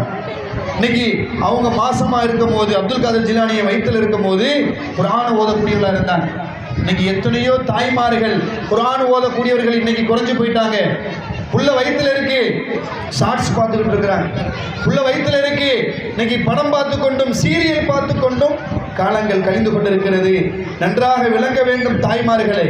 அப்ப பிள்ளைகளுடைய அந்த கர்வமாக இருக்கக்கூடிய அந்த காலத்தில் கூட, கர்ப்ப காலத்தில் கூட அந்த பிள்ளைகளை வளர்ச்சியின் பக்கம் நினைச்சா தாய் முன்னேற்றலாம். குர்ஆனை ஓதிக்கொண்டு குர்ஆனை கேட்டு கேட்டு அந்த குழந்தை குர்ஆனுடைய குழந்தையாக மாறிவிடும். அந்த நல்ல விஷயங்களை, நல்ல பயான்களை கேட்கும் போது அந்த குழந்தை மார்க்கத்தில் பற்று உள்ள பிள்ளையாக மாறிவிடுகிறது. இன்னைக்கு ஒரு வீட்டில் டிவி ஓடிக்கிட்டு இருக்கு, பள்ளிவாசல்ல பாங்கு சொல்லப்படுது. அம்மா என்ன சொல்றாங்க? டேய், சத்தத்தை கொஞ்சம் குறைச்சி வைடா, சத்தத்தை நிப்பாட்டு, மியூட் பண்ண சொல்லல, சவுண்டை குறைச்சி வை, பாங்கையும் கேட்கணும், நாடகத்தையும் பார்க்கணும். இதுதான் நம்முடைய மார்க்கம் சொல்லுகிற விஷயமா? யோசித்து பாருங்கள்.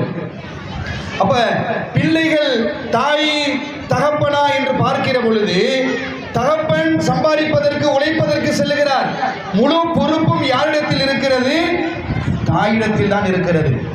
தாய் தான் கடமை, தாய்க்குத்தான் பொறுப்பு இருக்கிறது. அதனால தான் தாய் முதல் பள்ளிக்கூடம் என்று சொல்லுகிறார்கள். அப்ப அந்த முதல் பள்ளிக்கூடம் ஒரு அல்லாஹ்னு சொல்லிக் கொடுக்கிறதும் தாய் தான். என்ன ஹராமான சில விஷயங்களை, சினிமா பாடல்களை சொல்லிக் கொடுக்கிறதும் தாய் தான். ஒரு பாட்டை போட்டு காட்டி என் புள்ள எவ்வளவு அழகா டான்ஸ் ஆடுறா பாருங்க, பெருமையாக சொல்லி காட்டுறோம். என் புள்ள எவ்வளவு அழகா டான்ஸ் ஆடுறா, என் புள்ள எவ்வளவு அழகா பாட்டு பாடுறான் என்று இன்னைக்கு தாய்மார்கள் மெச்சுக்கொள்ளக்கூடிய தாய்மார்களை பார்க்கிறோம். இன்னைக்கு இந்த பிள்ளை எவ்வளவு அழகா பேசுச்சுங்க, இந்த தாய்மார்கள் பெருமைக்குரியவர்கள். இன்னைக்கு உங்க பிள்ளைகளை அல்லாஹ்வை பத்தி, ரசூலை பத்தி பேச வச்சீங்க பாத்தீங்களா? இதுதான் மிகப்பெரிய வெற்றி, நீங்க உங்களுடைய வளர்ப்புடைய வெற்றி. அன்பான தாய்மார்களை, பெற்றோர்களை நன்றாக விளங்கிக் கொள்ளுங்கள்.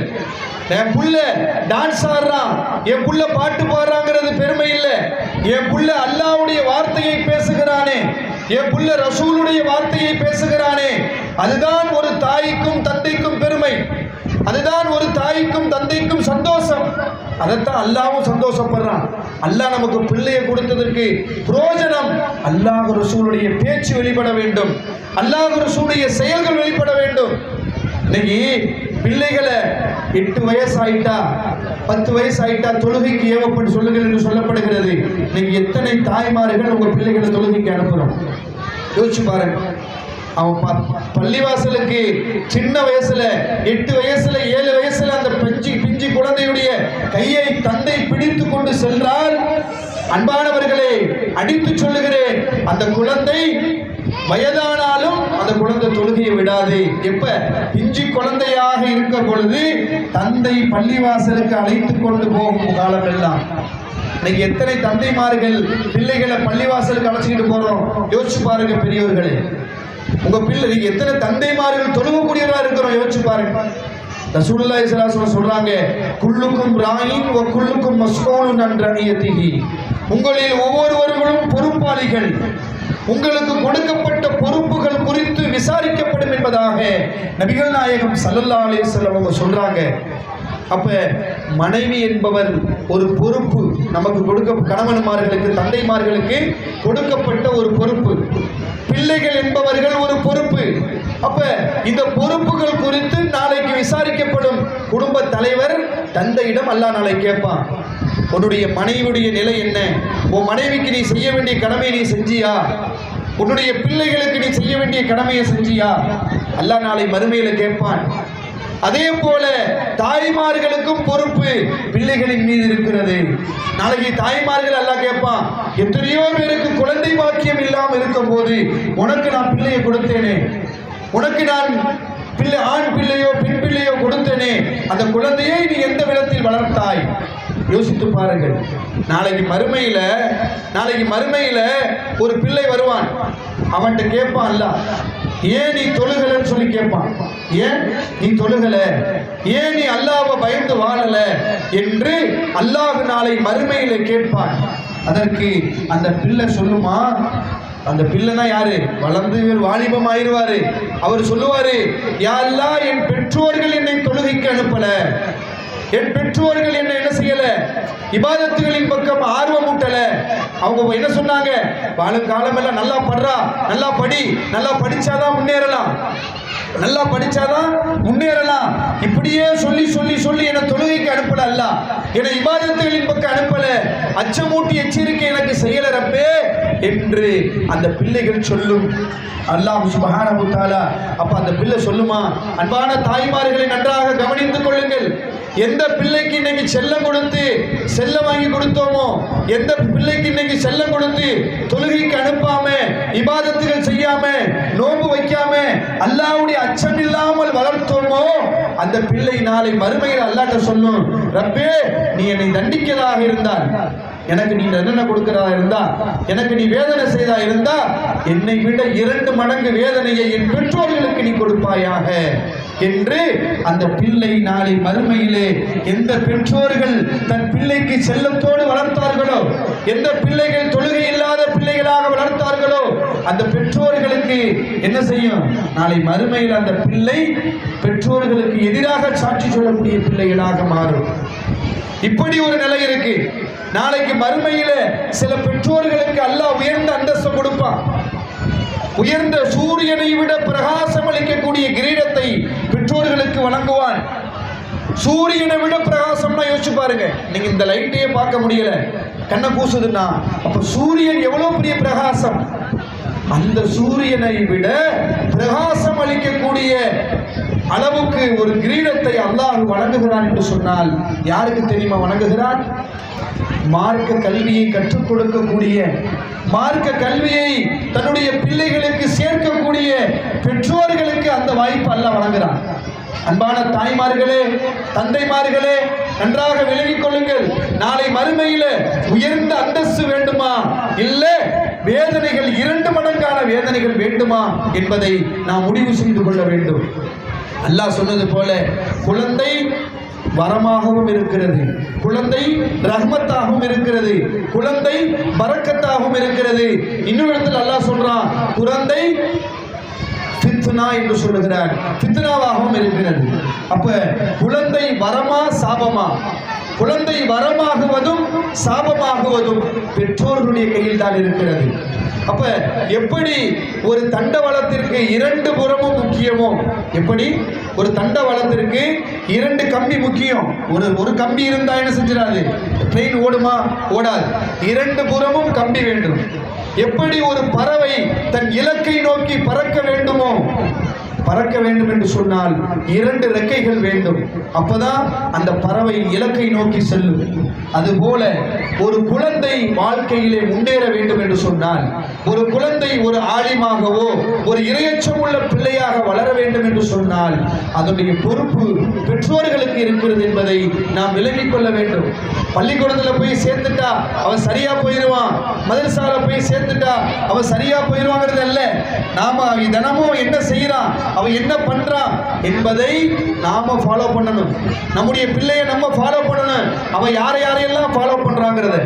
இன்னைக்கு எத்தனையோ பெண் பிள்ளைகளை பார்க்கிறோம், வழிகேட்டில் சென்று கொண்டிருக்கிறார்கள். அல்லாஹ் பாதுகாக்க வேண்டும் என்பானவர்களே.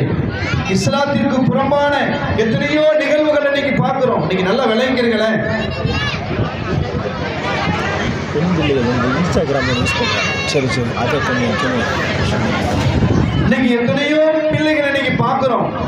என்ன யோசிச்சு பாருங்க, எத்தனையோ பிள்ளைகள் இன்னைக்கு வழிகேட்டில் போயிட்டு இருக்கிறாங்க. நம்ம திரும்ப நான் ஏன் சொல்றேன்னா, தாய்மார்களும் தந்தைமார்களும் விளங்கணும். இன்னைக்கு நம்ம ஃபேஸ்புக்கை பார்க்குறோம், இன்ஸ்டாவை பார்க்குறோம். இன்னைக்கு அதிகமான முஸ்லிம் பெண்கள் இன்றைக்கு ஆடலோடு அரைகுறை ஆடையோடு இன்றைக்கு பார்க்கக்கூடிய நிலையை பார்க்குறோம். இன்னைக்கு இன்ஸ்டாவில் எத்தனையோ பெண் பிள்ளைகளை பார்க்குறோம், தன் முகத்தை காட்டிக்கொண்டு ஆடலோடு பாடலையும் சேர்த்து கொடுத்து கொண்டிருக்கிறார்கள். எப்படிப்பட்ட சமூகம் இந்த சமூகம்! அன்னை பாத்திமாவை பார்த்த சமூகம், அன்னை ஹதிஜா நாயகியை பார்த்த சமூகம். அப்படிப்பட்ட இந்த சமூகத்தின் அவல நிலையை இன்றைக்கு பாருங்கள் அன்பானவர்களே. இன்னைக்கு நல்லா விளங்கல, ஒரு புள்ள மதரசாக்கு வந்துகிட்டு இருக்கிறான். இன்னைக்கு எல்லா ஊர்லயும் இந்த தப்பு நடக்குது, எல்லா ஊர்லயுமே இந்த தப்பு நடக்குது. பிள்ளை மதரசாக்கு வந்துகிட்டு இருக்கிறான். ஆண் பிள்ளையா இருக்கட்டும், பெண் பிள்ளையா இருக்கட்டும், ஆண் பிள்ளையா இருக்கட்டும், பெண் பிள்ளையா இருக்கட்டும், எல்லா பிள்ளையும் மதரசாக்கு வந்துகிட்டு இருக்கிறான். ஒரு குறிப்பிட்ட வயசு வரையும் அந்த குழந்தைகள் மதரசாவில் வர்றாங்க, ஓதுறாங்க. ஆனால் ஒரு குறிப்பிட்ட வயசோட அவன் ஒரு 10வது வந்துட்டான், அவன் ஒரு 10th வந்துட்டான், 11th வந்துட்டான், மதரசாவுடைய பாடத்தை அப்படியே நிறுத்திடுறோம். இதுதான் எல்லாருடைய ஊர்ல நடக்கக்கூடிய நிகழ்வு. அவன் ஏதோ மார்க்கத்தை கரைச்சு குடிச்சிட்டான், இஸ்லாத்தை முழுமையா விளங்கிட்டான், குரானை ஒரு தடவை பார்த்து ஓதிட்டான், குரான் முடிஞ்சிருச்சு, இஸ்லாம் முடிஞ்சிருச்சு அப்படின்னு இன்னைக்கு நிறைய பெற்றோர்கள் நினைச்சு கொண்டிருக்கிறோம். அன்பானவர்களே, இஸ்லாம் என்பது, மார்க்க கல்வி என்பது மிகப்பெரிய ஒரு சமுத்திரம், மிகப்பெரிய ஒரு பகர், மிகப்பெரிய ஒரு கடல். அந்த கடல்ல நம்ம குரானை நம்ம புள்ள ஓத தெரிஞ்சிட்டா, பார்த்து ஓத தெரிஞ்சிட்டா, அவ்வளவுதான் நினைச்சிட்டு அந்த பிள்ளை என்ன செஞ்சிடறோம், மார்க்க கல்வியை அப்படியே நிப்பாட்டிடுறோம். 10வது வந்துட்டா நீ ஓதுனது போதுண்டா, நீ நல்லா படி, நீ நல்லா முன்னேறு, 10th வருது, ரிசல்ட் வரணும், எல்லாத்துலயும் சென்டம் வாங்கணும் அப்படின்னு சொல்லி நம்ம பிள்ளைய மார்க்கத்துல திட்டமாக்கிடுறோம். உலக கல்வியில ஒரு சட்டம் வாங்கிறாரு, உலக கல்வியில முன்னேறுகிறாரு, ஆனால் மார்க்க கல்வியில 0வாக இருக்கிறோம்.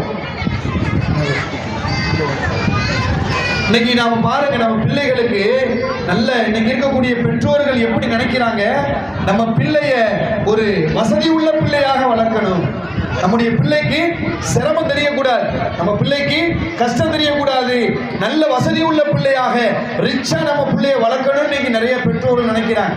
நல்லா விளையுங்கிறீங்க, இப்படிப்பட்ட பிள்ளைகள் மிக மோசமான நிலைமைக்கு மாறுவாங்க.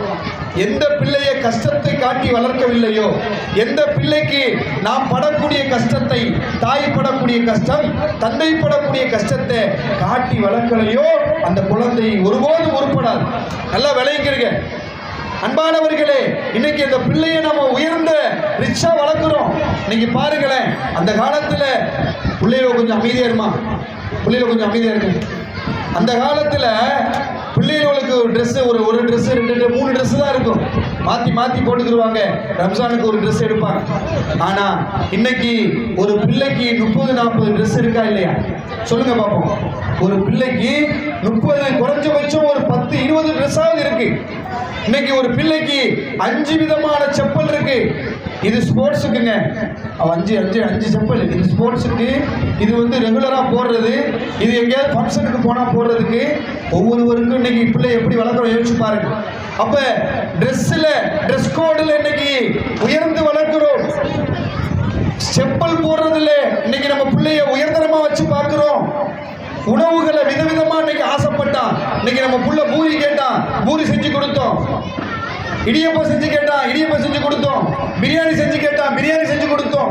யோசிச்சு பாருங்க தாய்மார்களே, இதெல்லாம் வகை வகையா கொடுத்தோம். ட்ரெஸ்ஸை வகை வகையா வாங்கி கொடுத்தோம், செப்பலை வகை வகையா வாங்கி கொடுத்தோம், உணவுகளை விதவிதமா செஞ்சு கொடுத்தோமே. மார்க்கத்தை எந்த அளவுக்கு நம்ம கொடுத்திருக்கிறோம்? எல்லாத்திலையும் உயர்த்தி கொடுத்திருக்கிறோம். மார்க்கத்துடைய விஷயத்தில் மிக வறுமையோடு அந்த பிள்ளைகள் இருக்கிறார்கள். இஸ்லாத்துடைய விஷயத்தில் மிக வறுமையோடு அந்த பிள்ளைகள் வாழ்ந்து கொண்டிருக்கிறார்கள். எல்லாத்திலையும் ஹையா கொடுக்கக்கூடிய நாம மார்க்கத்துல மிக லோவா கொடுத்துக்கிட்டு இருக்கிறோம். உலகக்குரிய கல்வி படிப்பதற்கு எவ்வளவோ முயற்சி செய்கிறோம், எவ்வளவோ செலவு செஞ்சுக்கிட்டு இருக்கிறோம். ஆனா மார்க்க கல்வி அல்லாஹ் இலவசமா தந்திருக்கிறான். நாளைக்கு மறுமையில் அல்லாஹ் கேட்பான், நாளைக்கு மறுமையில கேட்பான், உன் ஊர்ல மதரசா இருந்துச்சா இல்லையா? உன் ஊர்ல மார்க்க கல்வி இருந்துச்சா இல்லையா? உன் ஊர்ல மதரசா நடந்துச்சா இல்லையா? அல்லாஹ் கேட்பான். அன்பான பெற்றோர்களே, நாம் என்ன பதில் சொல்ல போகிறோம்? என் புள்ள டாக்டர்னு சொல்றதை விட, என் புள்ள இன்ஜினியர்னு சொல்றதை விட, என் புள்ள ஆலிம்னு சொல்லி பாருங்க, அதுலதான் மிகப்பெரிய பரக்கத்து இருக்கிறது, அதில்தான் மிகப்பெரிய பெருமை இருக்கிறது. இந்த உலகத்துல வேணா நம்ம சாதாரணமா தெரியலாம், ஆனால் அன்பானவர்களே, ஒரு ஆலிமுடைய மகிமையை நான் சொல்லி காமித்தேன். உயர்ந்த அல்லாஹ் ரப்புல் ஆலமீன் சூரியனை விட மிளக்கூடிய அளவுக்கு அல்லாஹ் ரப்புல் ஆலமீன் கிரீடத்தை வழங்குகிறான், உயர்ந்த மேடைகளிலே அமர்த்துகிறான் என்று சொன்னால் அந்த வாய்ப்பை நம்ம பிள்ளைகளுக்கும் கொடுக்கணும். நம்ம பிள்ளைக்கு அந்த வாய்ப்பை கொடுக்கணும். இன்னைக்கு டெக்னாலஜி வளர்ந்து கொண்டிருக்கக்கூடிய காலத்துல, இன்னைக்கு வேகமாக வளர்ந்து கொண்டிருக்கிறது. டெக்னாலஜிகள் இன்றைக்கு வளர்ந்துகிட்டு இருக்கு. இன்னைக்கு Facebook, வாட்ஸ்அப், ட்விட்டர் பலவிதமான அப்டேட்டுகள் ஆகிட்டே இருக்கு. நன்றாக விளங்கிக் கொள்ளுங்கள் தாய்மார்களே. இன்றைக்கு நம்முடைய பிள்ளைகளை நாம் கண்காணிக்கவில்லை என்று சொன்னால், நம்முடைய பிள்ளைகளை பராமரிக்கலன்னு சொன்னா, இன்னைக்கு நம்ம ஒரு சைடு செல்ல நோண்டிக்கிட்டு இருக்கிறோம், தந்தை ஒரு சைடு செல்ல நோண்டுறாரு. ஒரே பெட்டு, இந்த சைடு தாய் செல்போன் நோண்டிக்கிட்டு இருக்கிறாங்க, இந்த சைடு தந்தை செல்போன் நோண்டிக்கிட்டு இருக்கிறாங்க. நடுவுல புள்ள இங்கிட்டும் பார்த்துக்கிறான், அங்கிட்டும் பார்த்துக்கிறான். இப்படிதான் இன்னைக்கு எல்லா ஊர்லயும் நிலைமை இருக்கு. செல்போன் இல்லாத வாழ்க்கை எப்படி இருக்கு யோசிச்சு பாருங்க. ஒரு காலம் இருந்தது, எப்படியெல்லாம் நம் சமூகம் இருந்தது. இன்னைக்கு செல்போன்ல மூழ்கி கிடக்கிறார்கள். இன்னைக்கு பிள்ளைக்கு சாப்பாடு தீர்த்துறதுல இருந்து, பிள்ளையை கிளப்புறதுல இருந்து எல்லாமே செல்ல காட்டி வளர்த்து கொண்டிருக்கிறோம். நம்முடைய நிலைமை இப்படியே சென்று கொண்டிருந்தால் நம்முடைய பிள்ளை வழிகேட்டில் தான் செல்லும். அன்பானவர்களே, முடிவுக்கு வருகிறேன், நேரம் ஆகிக்கொண்டிருக்கிறது. ஆகவே இன்றைக்கு பிள்ளைகள் பெரிதும் சீரழிவதற்கு பெரிதும் காரணம் யார் என்று சொன்னால், நான் ஆரம்பத்தில் சொன்னது போல, எப்படி ஒரு பறவைக்கு 2 ரெக்கையும் அவசியமோ, எப்படி ஒரு ட்ரெயினுக்கு தண்டவாளத்திற்கு இடத்திற்கு ட்ரெயின் வேகமாக தன் இலக்கை நோக்கி செல்ல வேண்டும் என்று சொன்னால் இரண்டு புறமும் கம்பிகள் அவசியமோ, எப்படி ஒரு பறவை வேகமாக தன் இலக்கை நோக்கி செல்ல வேண்டும் என்று சொன்னால் இரண்டு இறக்கைகள் அவசியமோ, அதுபோல ஒரு மனிதன் ஒரு பிள்ளை சீரும் சிறப்புமாக பேரும் பேரெடுத்து வாழ்வதற்கு உயர்ந்த இடத்திற்கு செல்வதற்கு தந்தையும் அவசியம், தாயும் அவசியம்.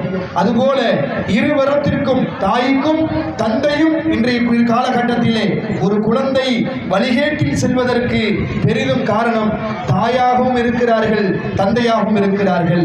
ஆகவே தாயும் தந்தையும் சீர்பெற வேண்டும். தந்தை தன் மனைவிக்கு கட்டளையிட வேண்டும், நம் பிள்ளையை ஒரு ஒழுக்கமுள்ள பிள்ளையை வளர்க்கணும். தந்தையை தன் மனைவியை கண்காணிக்க வேண்டும், தன் பிள்ளையை கண்காணிக்க வேண்டும். தாய் தன் பிள்ளையுடைய போக்கை கவனிக்க வேண்டும். ஆகவே ஒரு குழந்தை வழிகேட்டில் செல்வதற்கு தாயும் இருக்கிறார்கள், தந்தையும் இருக்கிறார்கள். ஒரு குழந்தை உயர்ந்த இடத்திற்கு செல்வதற்கு தந்தையும் இருக்கிறார்கள், தாயும் இருக்கிறார்கள். எனவே தாயும் தந்தையும் இணைந்து தம் குழந்தையை எப்படி முன்னேற்ற வேண்டும், தம் குழந்தையை எப்படி உயர்ந்த இடத்திற்கு கொண்டு போக வேண்டும் என்கின்ற ஒரு மசூராவோடு உங்களுடைய வாழ்க்கையை நீங்கள் நடைபோட்டீர்கள் என்று சொன்னால் உங்களுடைய குழந்தை சமூகம் போற்றுகிற சகல லோகத்தின் அதிபதியான அல்லாஹ் போற்றுகிற குழந்தையாக உங்களுடைய குழந்தை மாறும் என்பதில் சந்தேகம் இல்லை. ஆக அல்லாஹ் ரப்புல் ஆலமீன் நம் அனைவர்களுக்கும் எதையெல்லாம் கேட்டோமோ அதன்படி அமல் செய்ய வல்லவன் அல்லாஹ் நம் அனைவர்களுக்கு வாய்ப்பளிப்பானாக. மேலும் இந்த சிறப்பான இந்த நிகழ்வை ஏற்பாடு செய்த நிர்வாக பெருமக்கள், உலமா பெருமக்கள், உங்கள் பெற்றோர்கள், தாய்மார்கள், சகோதரர்கள் அனைவர்களுக்கும் என் மனமார்ந்த நன்றியை தெரிவித்து அவர்களுக்கும் எல்லா விதமான வரவேற்புகளையும் எல்லாம் தருவான் என்று மனமார்ந்த பிரார்த்தனையோடு என்னுடைய உரையை நிறைவு செய்கின்றேன். அஸ்ஸலாமு அலைக்கும் வரஹ்மத்துல்லாஹி வபரகாத்துஹு.